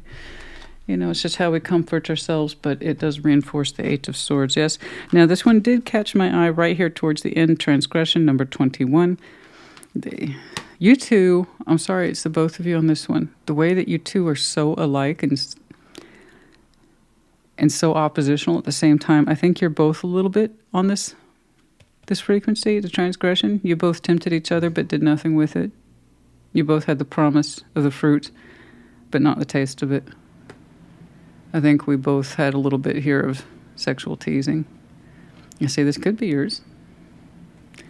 But you come and try me, and I know you come and try me. It's almost like you two were daring each other. That didn't happen that way. Guys, there was more to it at play here than the sexual energies. Okay? Clearly. Hopefully that's apparent at this point. All right. H, K, and then we have the medallion of Taurus right over that transgression card too. Yeah, the incentivizer. Interesting. All right, Cancer honey, I do hope this helped you. Put in the comments as you see fit. Take care. Be well.